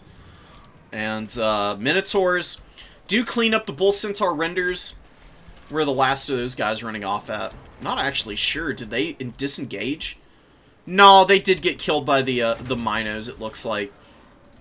Minos very tattered, though, after that fight. Look at the carnage back here. Big bull boys all partying with one another. Furies and Minos collapse in the fire glaives. Probably not going to be able to finish these guys off. Fleshhound's looking to get onto the rear. Farrig is playing a very high octane game here, which I think is kind of working against him. A lot of his units are just being pressed into disadvantaged areas and soloed by, you know, all of the Kadai, the trains, Bull Centaur renders. Fireglaives have really struggled to get a lot of value, but just occupying the attention of multiple Fleshhound units while the Bale Taurus character is able to move in and then land on top of them and break their leadership. That's really damn nice. Sometimes it's not about what your unit actually accomplishes on their own. Sometimes it's about the attention that they occupy. And this Bale Taurus character is really carrying the game right now. The Kadai have certainly done their part getting 2300 value, but the Bale Taurus character has been kept very healthy. It's gotten 1900 value. Killing both of these Fleshhounds is definitely going to give the, definitely give the Chaos Dowie a very dominant battlefield position here. They do need to secure the caps, though. It is triple cap territory. They've been triple capped for a little while now, but they should be able to start taking these points and, you know, consolidating on them. And Khorne's going to have a really hard time pushing the dwarves back off. They don't have a lot left on the field. Train here is getting pulled out of the combat against the Khorne Gores, who have gotten some pretty good work done against it. Not being able to keep it locked in place, though, is really hurting them. More Khorne Gores over here. Chaos Warriors have just been chilling on this point a lot. There's more Khorne Gores coming out. Fireglaves definitely need to post up so that they can cover the #1 objective and shoot down the warriors and the Khorne Gores that are moving up to this point. There is a full 300 seconds, essentially, that the forces of Khorne are going to have to hold on to this point. And that's going to be a very tall order for them. They have to start getting on this objective. They cannot let this just flip for free right now. Being very slow in getting the Chaos Warriors and the Khorne Gores onto the objective. And the Hobgoblins might just flip this here. Where else is Khorne going to be maneuvering around on the battlefield? It doesn't look like they're going to be trying any split-pushing stuff. This is where the focus of their attention needs to be.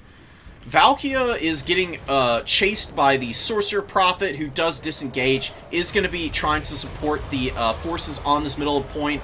Beautiful Flames of Asgore just takes over half the HP off of this Khorne Gore and is going to Terror Route them in a second, I think. No, they do get the Fury of the Skull Throne procced before they Terror Route, which is really lucky. But that's going to give a very easy flip on the #1 objective here. That was a really beautiful timing cast. Super clutch plays from Christopher's here. Wow, man. How often do you see Flames of Asgore being used at all? Hobgoblin Wolf Raiders, very good call. Going to be coming out here to try and help the Chaos Warriors who are fighting the Hounds of the Blood Hunt and these Khorne Gores. Should be able to save them and this objective. The triple cap is in for the Chaos Dwarves. They should be able to hold all these points reasonably well. It's going to be really difficult to push them off of any one point with no bloodletters or anything available to chew through the infantry quickly.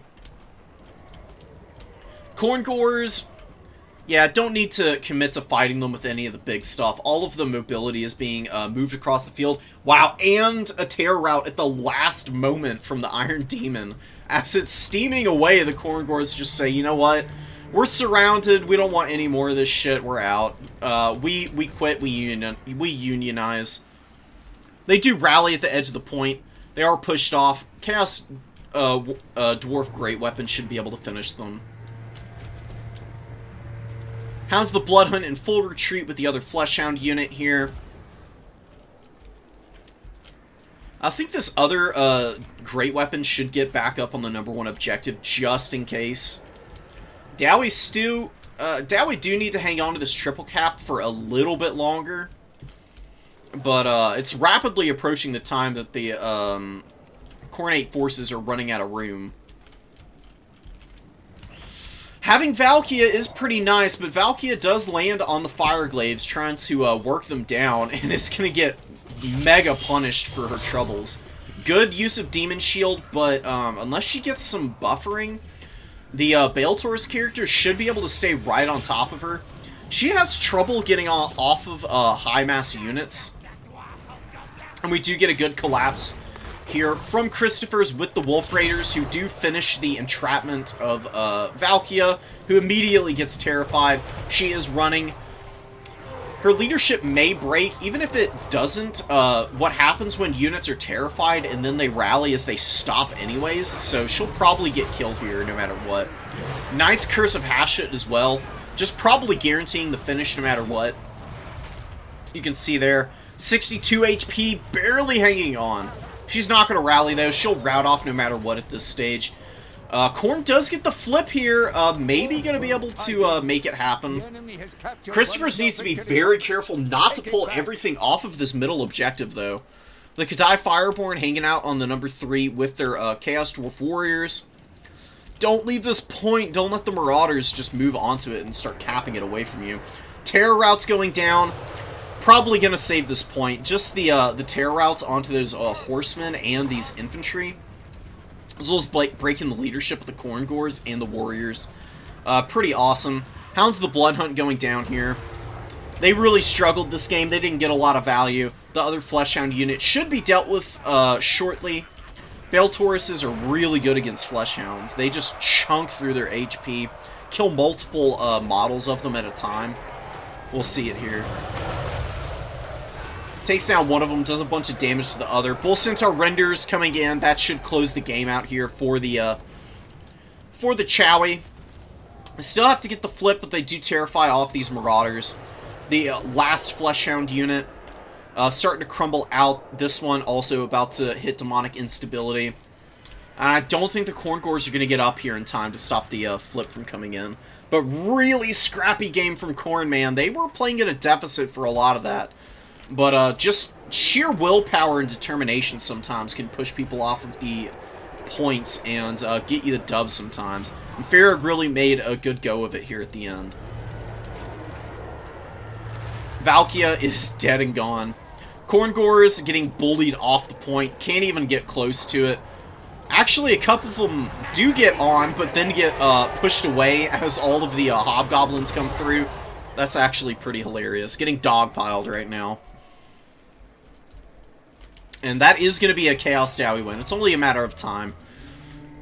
I'd be shocked if they were somehow able to win this. And that is going to be it. Christopher's with a pretty dominant win on the Chaos Dowie here. It may not have looked it, but against Khorne, that's as good as it's going to get for a win, honestly. Playing the long game, triple capping them there at the end, and just value trading them until they're completely gassed. Sometimes that's what you have to do, man. It's better than just unga-bunging into them and getting absolutely smacked up by their superior infantry. Well done. I would love to see the Chowie get a win here. That would be really amazing.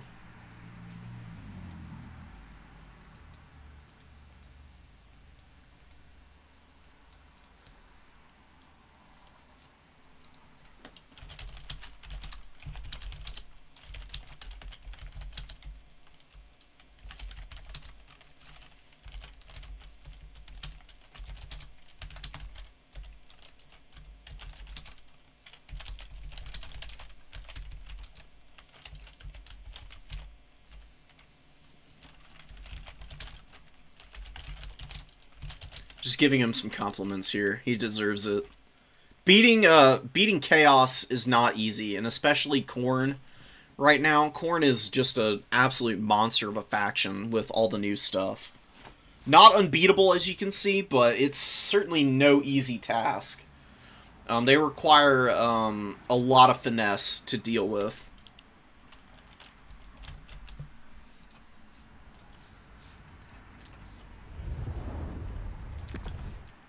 Let's go check the other side of bracket real quick. Ooh, Broody, unlucky to spoiler. Wasn't quite able to finish off the Ogres the second time around. We have a Chaos Dwarf versus Ogre Kingdoms Showdown in our finals today here.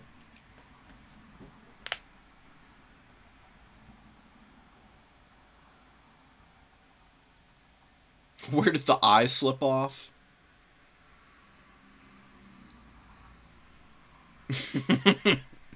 Yeah, Ogre Kingdoms, you know, they're just excitable fellas. There's a lot to be said for that. Sometimes enthusiasm is all you need, man. I think we'll probably just end up joining back into Christopher's lobby. I bet you will be playing here anyways. And we are getting into finals. It's gonna, like I said, Chowie versus Ogre Kingdoms. Not something that you see too terribly often. Oh, you're Farrig. Okay. Hey, that was a great game, man. It was really close. You almost had that one. I think you know, Fleshhounds are good against Skirmish Cav most of the time, but against Chaos Dowie, I don't think they're nearly as great. I think you can do with a couple of them, but I don't think bringing as many as you had was the way to go. They struggle against Kadai. They're not very good against Fireglaves. They're vulnerable to the Hobgoblin Wolf Raiders shooting. If they get rear charged by the melee Wolf Raiders, those do pretty good damage to them. You have to be very on point with your micro with them. I think going a little bit more heavy metal in grinding down the infantry early and then dominating the objectives and just playing 2 points is probably the better way to go against the Chowie. And chasing trains around is a risky proposition. I think you're better off trying to lure the trains into Khorne Gores and then punishing them by locking them down with the mass from the Fleshhounds. That's probably the best way to kill a train. Because Minos can do it, but Minos are slower than the trains, and if the Chowie player knows what they're doing, they're just going to drag your Minos around by the nose for ages before they finally get caught. And you really need the Minotaur's presence in the front line to win your melee engagements decisively. Also, Skull Cannons, dude. Seriously, actually the best answer against the Chowie trains is double Skull Cannon. Because they do really fat damage to the Chowie artillery and the trains. They're excellent in that matchup. That is what I would recommend.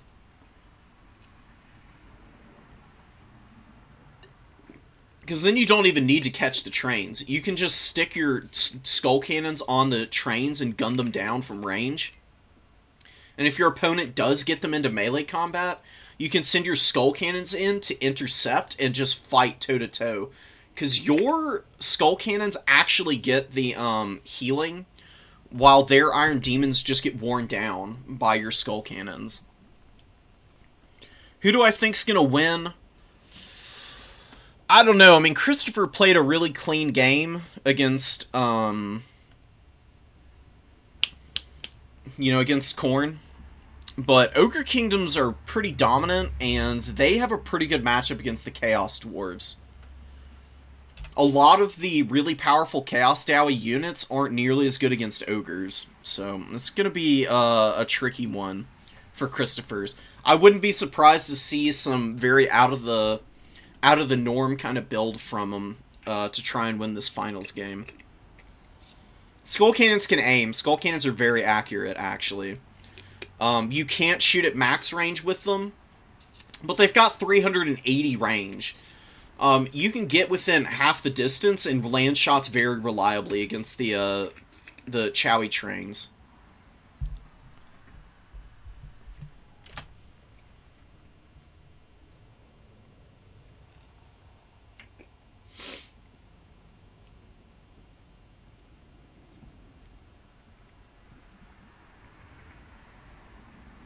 Yeah, Christopher's has been around for a little while, and it does have some pretty, like, high-level wins, and has been maining the Chowie for ages now.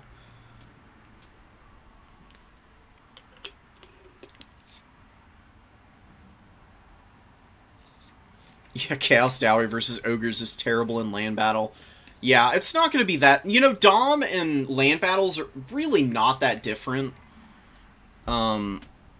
You know, land battle is all about one really clean initial engagement. And domination, that early engagement can win you a game outright, but it's not nearly as common. And it's more about just staying focused in value trading and playing the objectives for the duration of the match. But in terms of, like, how different they are, I don't know. They're pretty similar. They're very transferable skill sets for the most part. I think Dom players probably have a harder time transitioning from Dom to Conquest than the other way around, but, you know. A lot of that is just down to being used to summoning units out to answer your opponent's tools on the battlefield.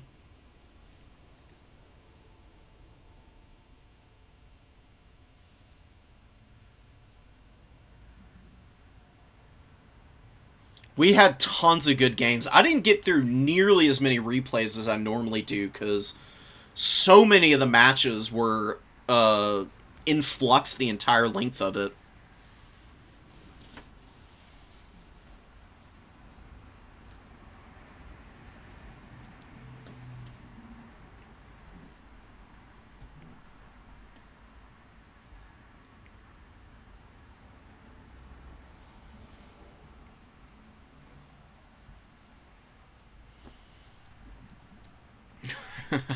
Schnozzlebert is ready. Ogre Kingdoms, you know, without the Thunder Tusks, they bring the good old Lead Belcher based builds most of the time. And I imagine that's what's going to be coming in against the Chowie here. I'd be shocked to see anything else. But you never know. Maybe they're going to come up with something insane too. What's up, Jack? Tournament was great. Really good games. And yes, this is the finals. We've got Chowie versus Ogre Kingdoms, as you can see here.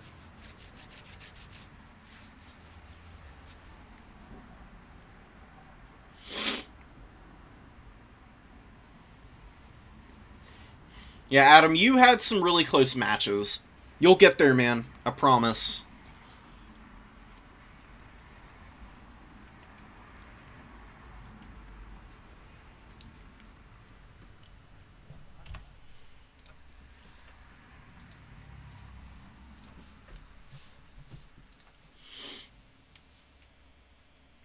Oh, that's unlucky, man. We've all been there. There's nothing wrong with getting a little extra sleep, though. You were up pretty late for the tournament last night, too, so I really don't blame you, you know. Like, I basically crashed out after the stream last night, and then just woke up bleary-eyed, got a sandwich from the store, and sat down to stream.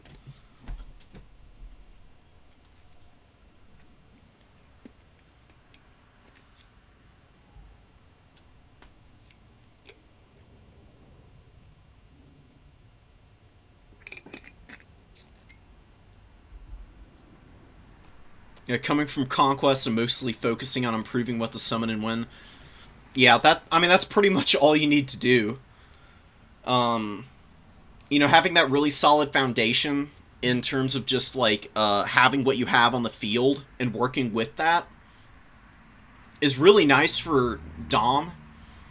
The summons really are what trips most people making that transition, though.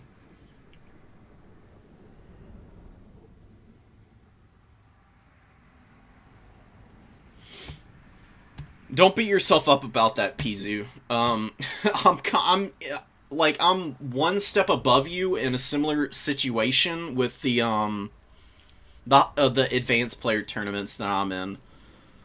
Like, I'm really good at beating anybody outside of the top 16, but once you get up to, like, you know, playing Outer Region, Boss Toss, Oishi, people like that who are, like, really high up on the leaderboard, those are the people that I really tend to struggle against.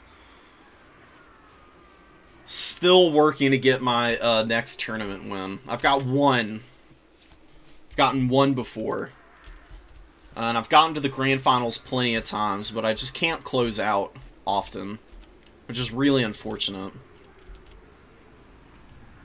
I mean, it's also worth remembering these tournaments go for, you know, 3 or 4 hours. Like, it can suck a lot of your attention. And, you know, staying locked in for the length of one is definitely a chore in its own right.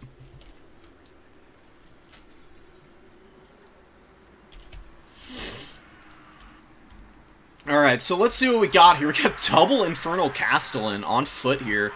Actually really like this. I mean, they've got the Lifebane Blade for fighting in melee combat and getting some heals. They've got really long-range muskets, which are pretty hard-hitting, as you can see here. They fire pretty quickly, every 8 seconds. Each of these missiles should be able to kill a Lead Belcher.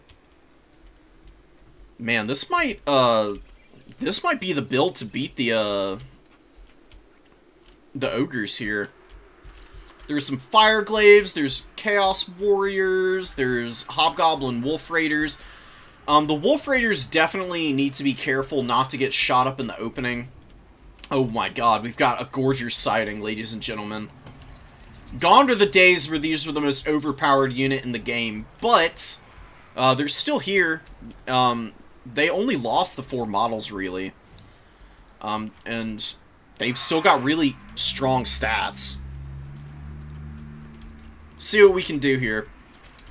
Yeah. Yeah, Loot, it's a really rough matchup. But maybe Christopher's is going to be able to swing it somehow. It's going to take a pretty godly... it's going to take some pretty godly micro, though. We'll see if he's got the goods here. Schnozzleburt with Golg in the trees. Lead Belchers just hanging out in the woods here. 2 of them. I imagine they'll advance out once they see that there's not a lot of long-range artillery shooting for the Chaos Dwarves.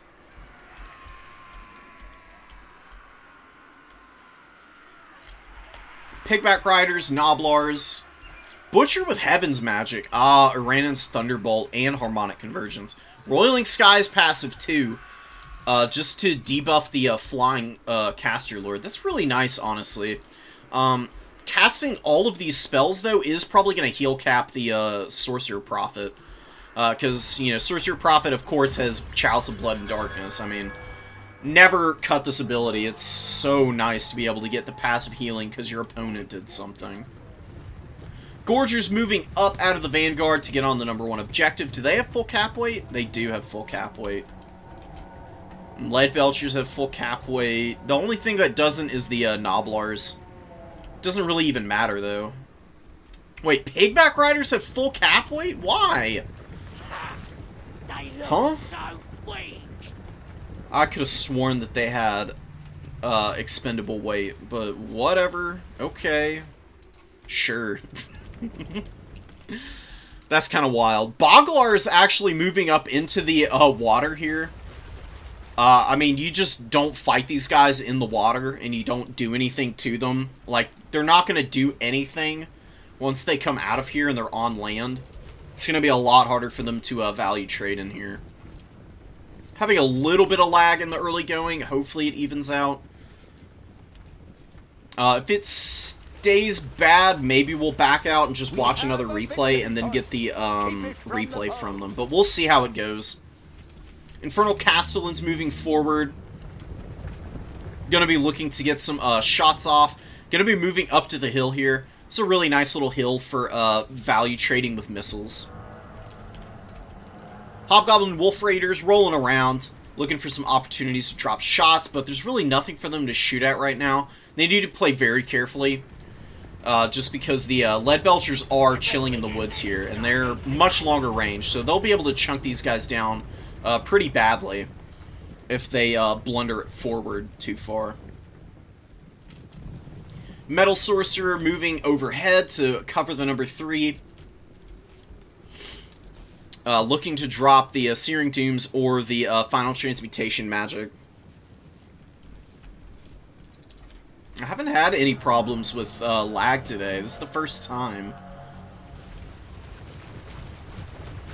Not sure who it is. I mean, my internet is holding up perfectly fine, so I would guess it's them two connecting. They might be from different parts of the world, and all 3 of us at the same time.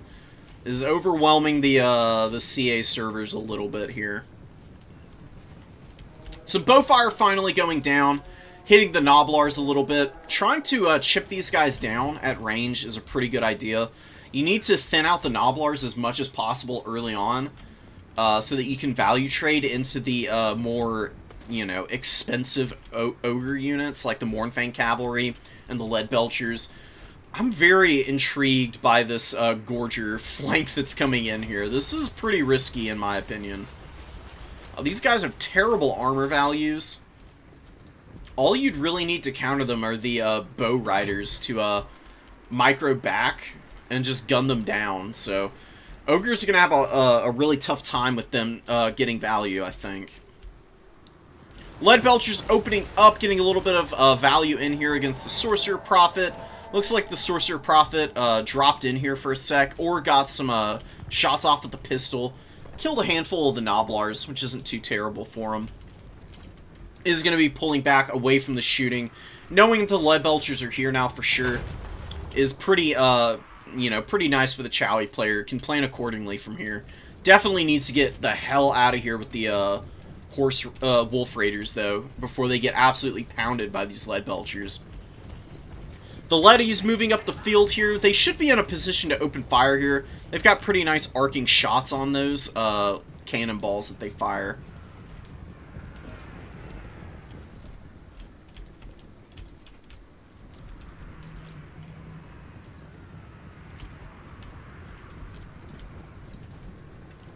Golg, he's chilling back here. What does he have? I didn't even check his abilities. Bugmans and Deadeye. Nothing too fancy. Paring him down a decent amount. He's a really good combat lord who can just get in there and brawl a bunch. Lead Belchers opening up, and we get the dreaded Lagmaster 3000 missiles coming in here. Not getting a ton of damage, but now actually hitting them and chunking down the Hobgoblin Wolf Raider HP pretty nicely. You know what? Here.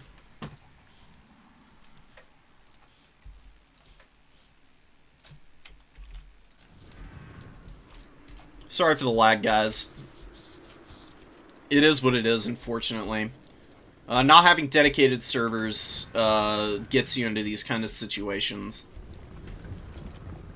Golg gets up on the point here. Noblars moving up, and the cap weight is flipping very slowly in favor of the Chowie, or in favor of the Ogre Kingdoms from the Chowie.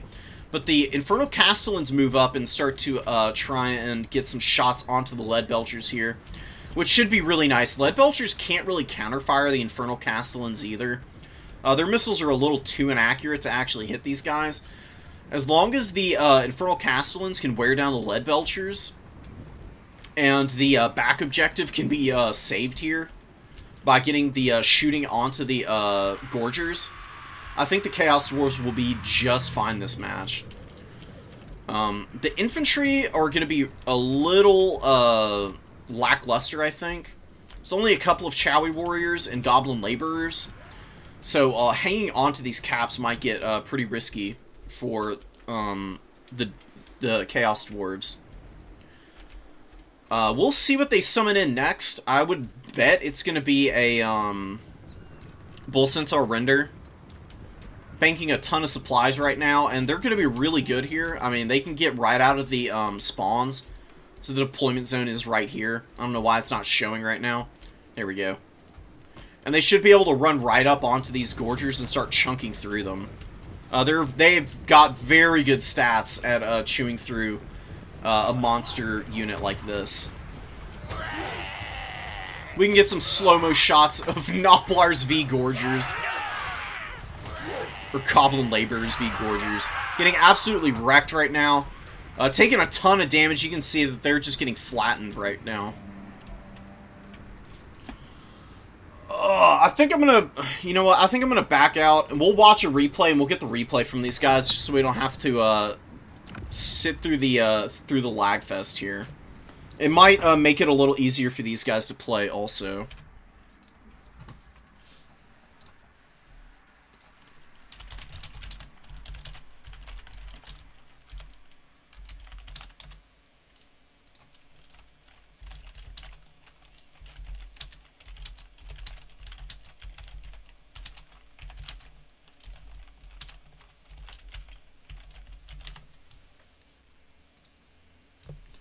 Alright, Broody. There we go.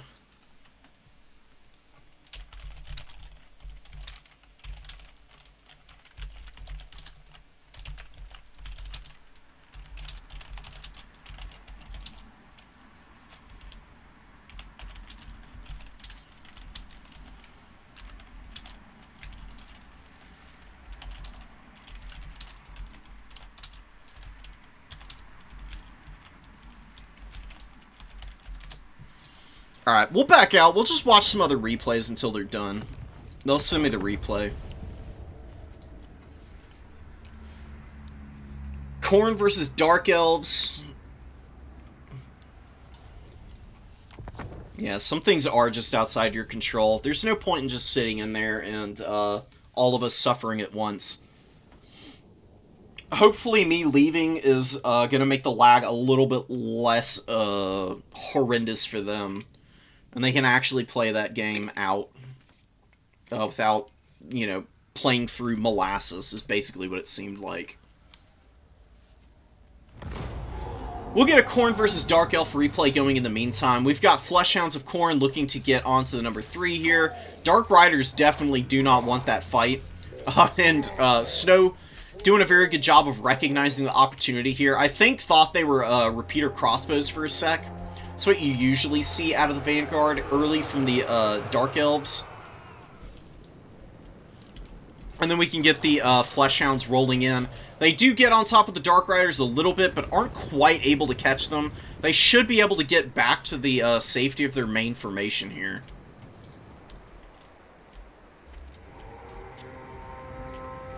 Skull Cannon advancing up here, looking to get some good shots on target against the Dark Shards. Dark Shards are pretty good against Khorne. They can definitely do some pretty good damage.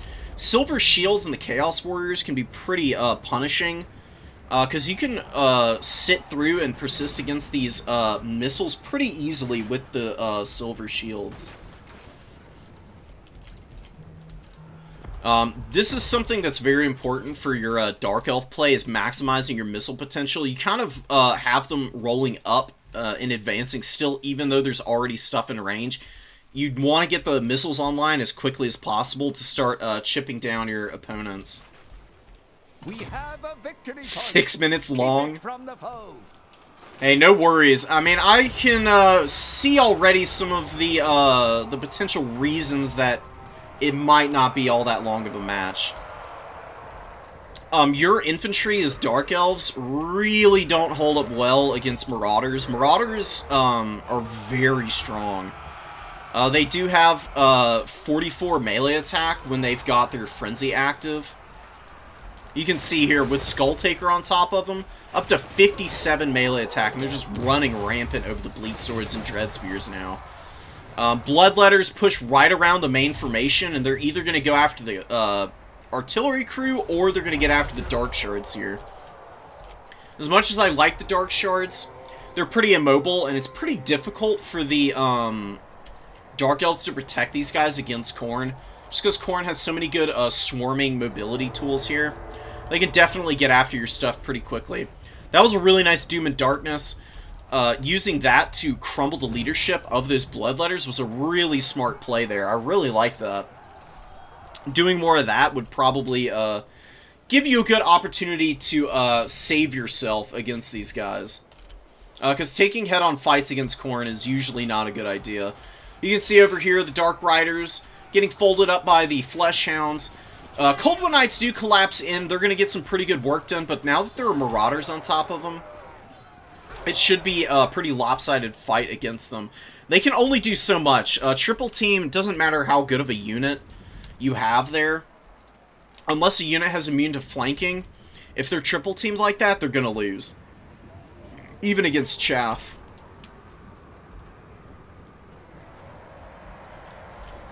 Khorngor's folding in against the Dread Spears here. And the Bloodletters getting on top of the Bolt Fiends. It's kind of kind of getting steamrolled now. Now that the infantry have been killed in the front line, the missiles don't have anywhere to go. Honestly, if you want to bring AP missiles against Khorne, which I highly recommend, no matter what, you want to bring the repeater crossbows. Ouch. Yeah, the repeater crossbows are your best bet against Khorne because they're quick enough to get away from the melee infantry. And then you have to commit Furies or Flesh Hounds to get after them. And then you can just kite back. You get set up back here, and then you have, like, Cold Knights collapse in from the flanks. And you can punish pretty hard there. Bringing stuff like the Bolt Thanes and Mass Dark Shards is usually just going to end up being a free value for Khorne. Playing into the infantry grind against them is rarely going to go in your favor. Good isolation on the Skull Cannon. Doom and Darkness being popped on it as well and getting some good damage against it. These things crumble out very aggressively. So being able to get rid of this in the early going would give you a really dominant position if you actually had more infantry developed out onto the field. Coldwood Knights actually somehow swing this fight over here. I don't know how the hell they persevered through this. But getting a ton of value, 1100 value on them. And, you know, Marauders doing decently in there. Probably still going to be able to beat the Coldwood Knights just because of how tattered they both are. Shot coming down from the Skull Cannon impacts into nothing. Marauders probably going to get terror routed by the Death Sorceress. Got Bloodletters all over the remaining Bleak Swords. The Bloodwake Berserkers with about 1,000 value. You saw the Sword of Khorne go down. Didn't kill the crew. So that's still online. And the Hellebroni are the ones who took the brunt of that. 76 models left. Only 700 HP. I would just unsummon these guys. They're just going to be free army ability charges for Khorne.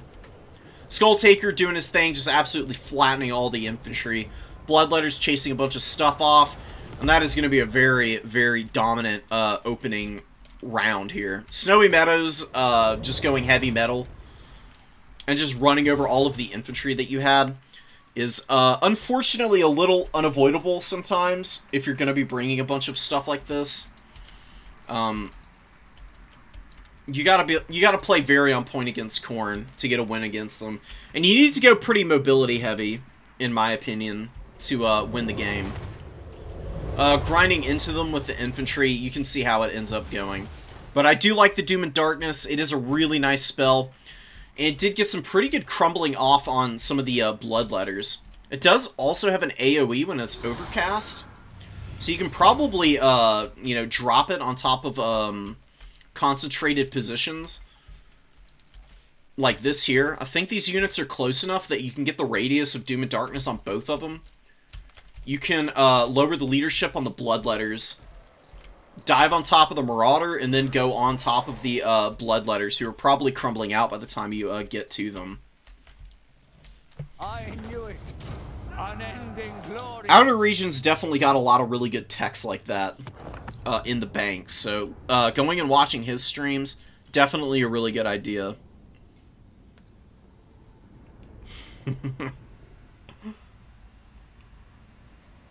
Skulltaker is such a menace. Yeah, he really is hard to kill.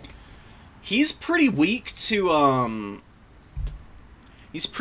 like, really strong, dive by multiple SEs. It's really the only, consistent way to get rid of him. Most of the time, though, you just want to try and avoid him as much as possible. It's easier said than done. You know, he's kind of hard to avoid entirely, being on the Shrine with 68 speed. And, yeah. You saw what he can do there, just flattening all the infantry that you had. We've seen Zinj versus Slanesh. I do have a bunch of other replays that I can drop in here.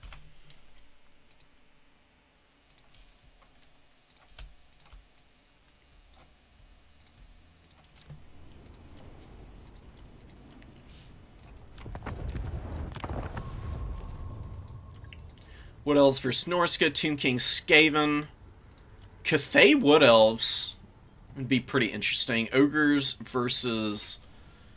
Oh, man. Ogres versus Khorne. Khorne doesn't do too well into Ogres, honestly.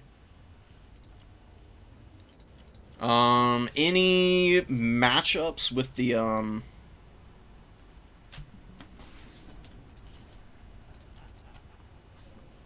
Forces of the Changer? We've only had one, matchup today, with Zinj.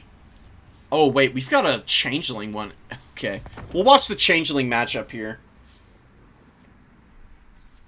This should be pretty interesting. I'm very curious what, Dragon is going to be bringing, as the Changeling.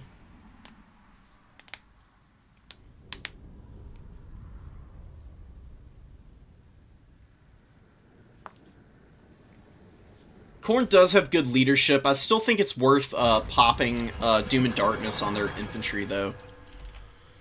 Oh, yeah, you can bring the Charybdis. Does have Abyssal Howl for extra leadership debuffing.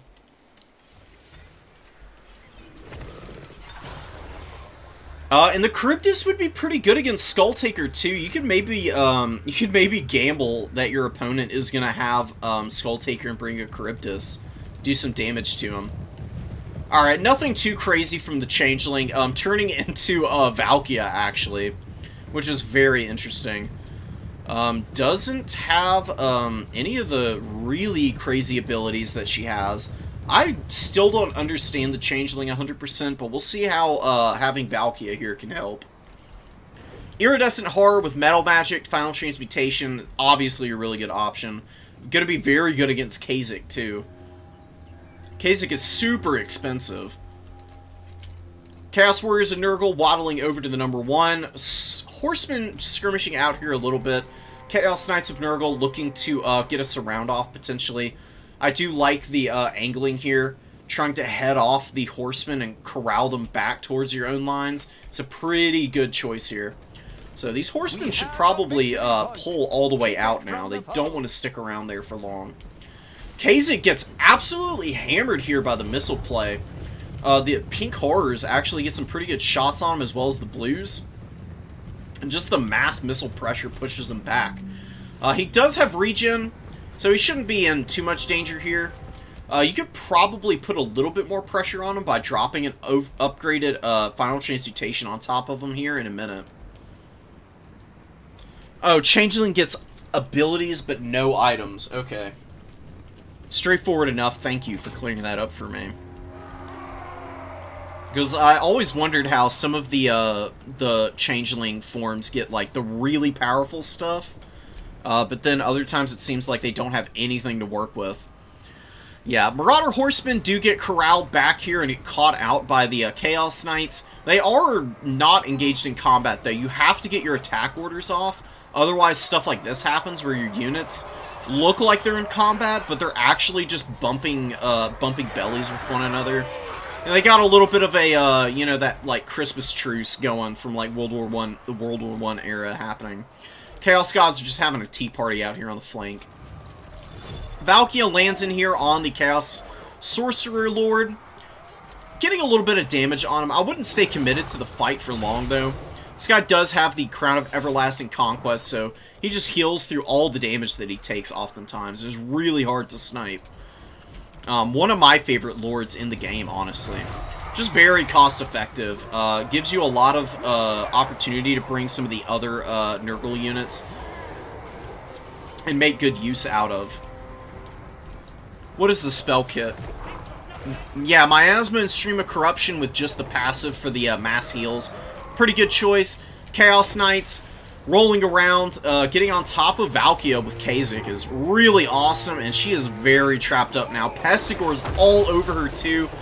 Looks like Sword of Filth being popped on her, but she barely is pushing through now. Is she going to be able to get out of this combat? It's a big moment here for Tzeentch. And popping a Final Transmutation here would be pretty punishing. There's a lot of SEs blobbed up in here. You definitely get some really good value out of the horror here. Kha'Zix trying to get on top of her and head her off. Does manage to actually do that and pull her back towards the Chaos Knights, who are looking to finish the surround here. Nurgle is trading very well right now. They're getting a lot of damage off on that flank fight, but the Pink Horror core here is getting some pretty cost-effective work done in the middle. A lot of struggles going down here for the Chaos Warriors and the Forsaken. But the Rot Knights do come out and just flatten the Blue Horrors, evening out that trade there. And out here on the side fight, if Valkia goes down, losing your Lord, crumbling is going to become a big problem for the demonic units here. Pink Horrors have pretty good leadership, but it's not going to be too good when they've got a -16 bonking them on the head. Valkia stuck in here, just fully committed to trying to do as much damage as possible. Gets smacked by Kha'Zix and is going to be going down here. Very unfortunate. Poor little Changeling. Turn back into the Changeling? No, just stays Valkia. Valkia giving the saddest little death animation of all time right there. Oof. You hate to see it, guys. Horsemen do lose out over here also. They got caught up in a lot of really ugly combats. Using them in melee is really not the best place for them. They're a little bit more resilient than other Horseman variants, just because they have the overshield, but without the shield, I wouldn't send them into melee combat at all.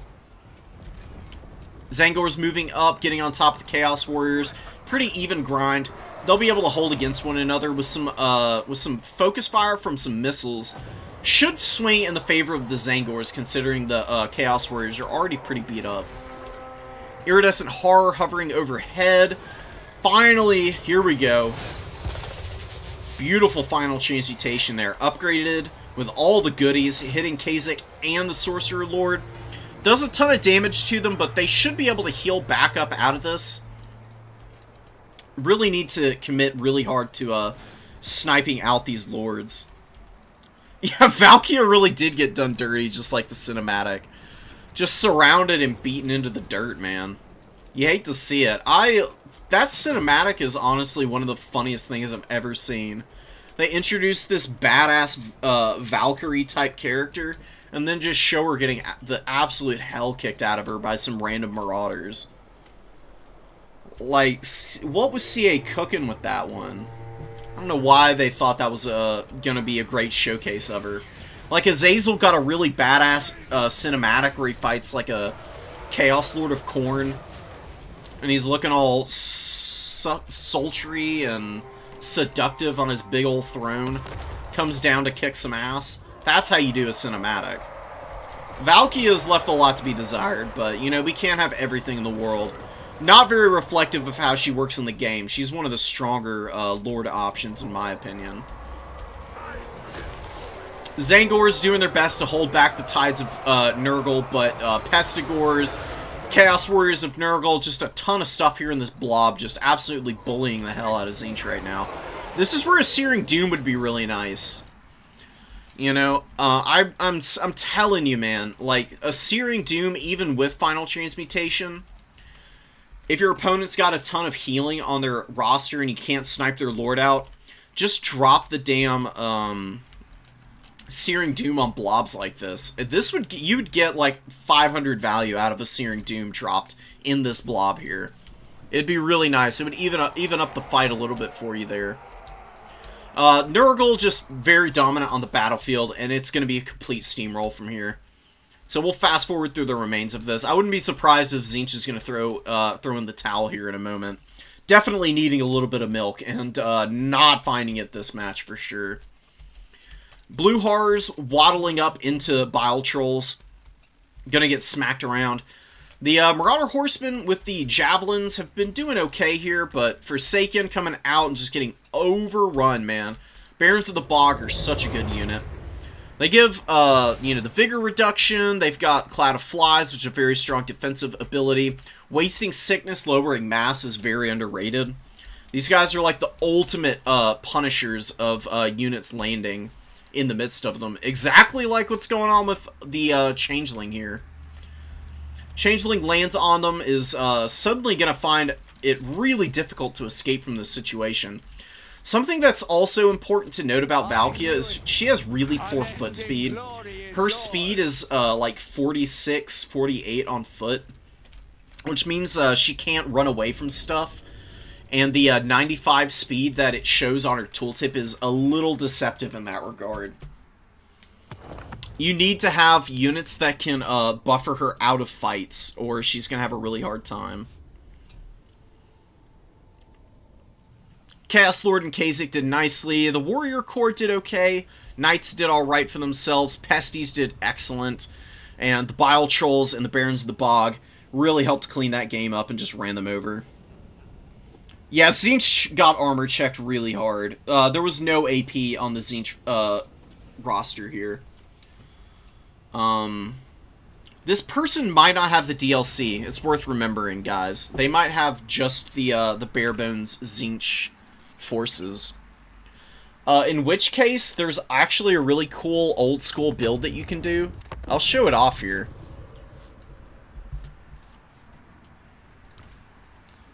They do have the Changeling, so they do have the DLC. What am I even talking about?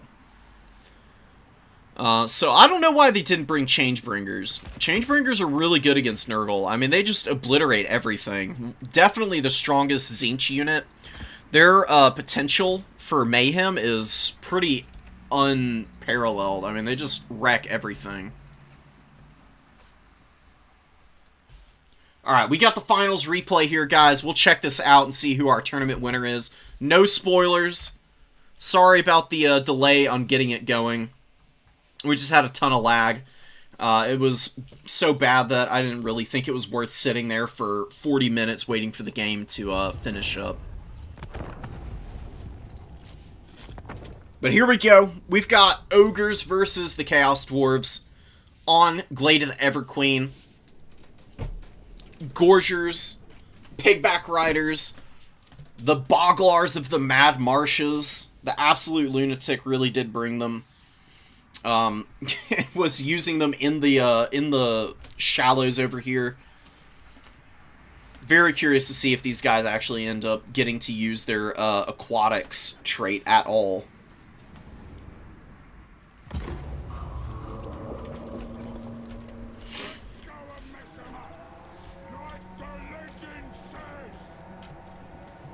So, for those of y'all who were here earlier when we were trying to cast this, Butcher of Heavens is available with Uranans and Harmonic Convergence.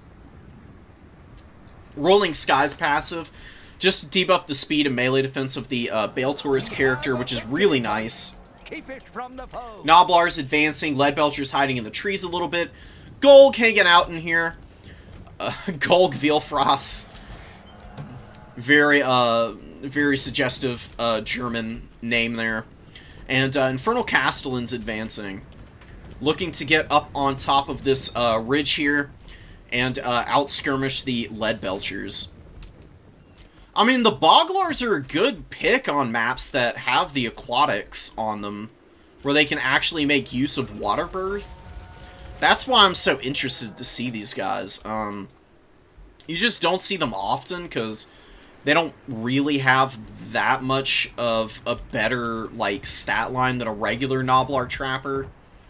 They do get poison, which is really cute, but I don't know. Most people don't even bother with them. We'll see, though, what Schnozzlebert has in mind for him.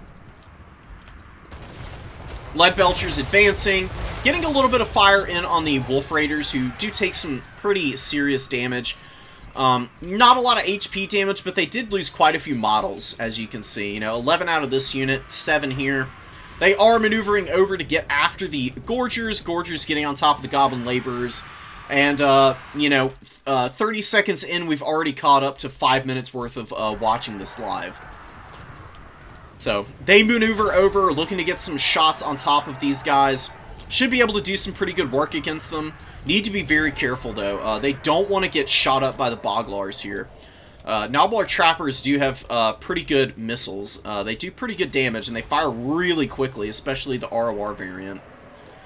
Wolf Raiders actually looking to charge down the Boglars, but decide not to. These guys are in the water, so Water Birth is active. It not only replenishes the hit points, but does also like regen the actual models. So fighting them here, not a good idea. I would avoid it completely. Final Transmutation going down. It's going to hit the Gorgers and probably do a ton of damage here. Yeah, really chunking through those guys. And with the Bull Centaur Renders showing up, they're also going to start doing some really serious damage. Golg getting in here, beating up on one of the Infernal Castellans, who is retreating a little bit, trying to stay away from him. And looking to get some shots on these Lead Belchers, who are really punishing the Chaos Dowie Warriors and the Infernal Guard back here. We do have a sighting of a Morinfang Cavalry, a great weapon here, which is going to get some good work done. Look at this, man. Wolf Raiders committing a little too much into that fight, get very trapped up, and they are going to have a really bad time. Looks like they're trying to pull out, and a Searing Doom comes down, but doesn't hit a whole lot. The focus of the cast, all of the units there kind of moved out of the way and avoided the worst of it. Very unfortunate for the Chaos Dowie, and they are value trading very poorly here. No! Oh, no. Ow.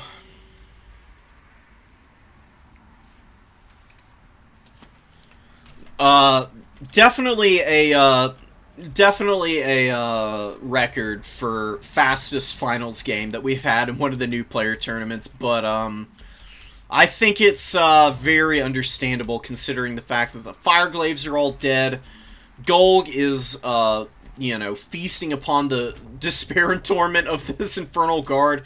Look at this Castellan. That is the face of pure agony right there. Dude's got a little bit of a lazy eye, too. Absolutely hilarious stuff, man. So, I think we can all see just how bad of a matchup this is for the Chaos Dwarves. This is pretty brutal stuff.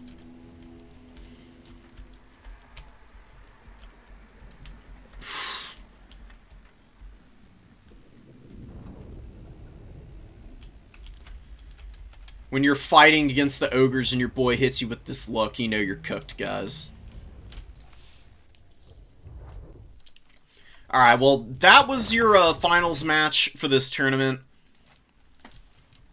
Broody got a very dominant jump there right out the gate and just took it all the way to the bank.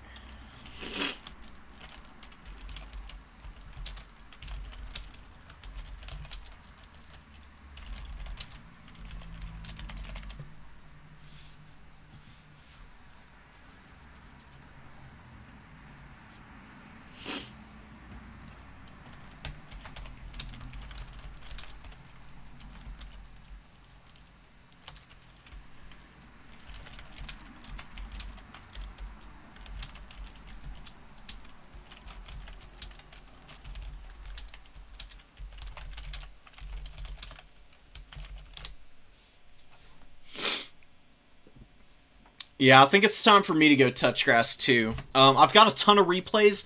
I'm gonna stream again at 8:30 or 9 o'clock tonight, and I'll get through all of the replays that people have been sending me. And then we'll come back with another stream another time after it. So tune back in later tonight for the rest of the replays if you want to. But until then, I'll catch y'all later. And I hope you enjoyed a absolute bully beatdown of a finals match there.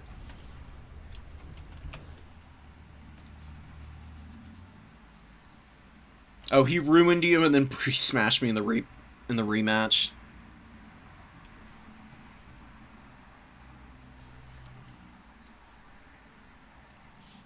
You know, it's complicated business, choosing who you're going to cheer for sometimes when you've lost to both of the people who beat you. But yeah. Thanks for tuning in, guys. I'll catch y'all later tonight. Peace.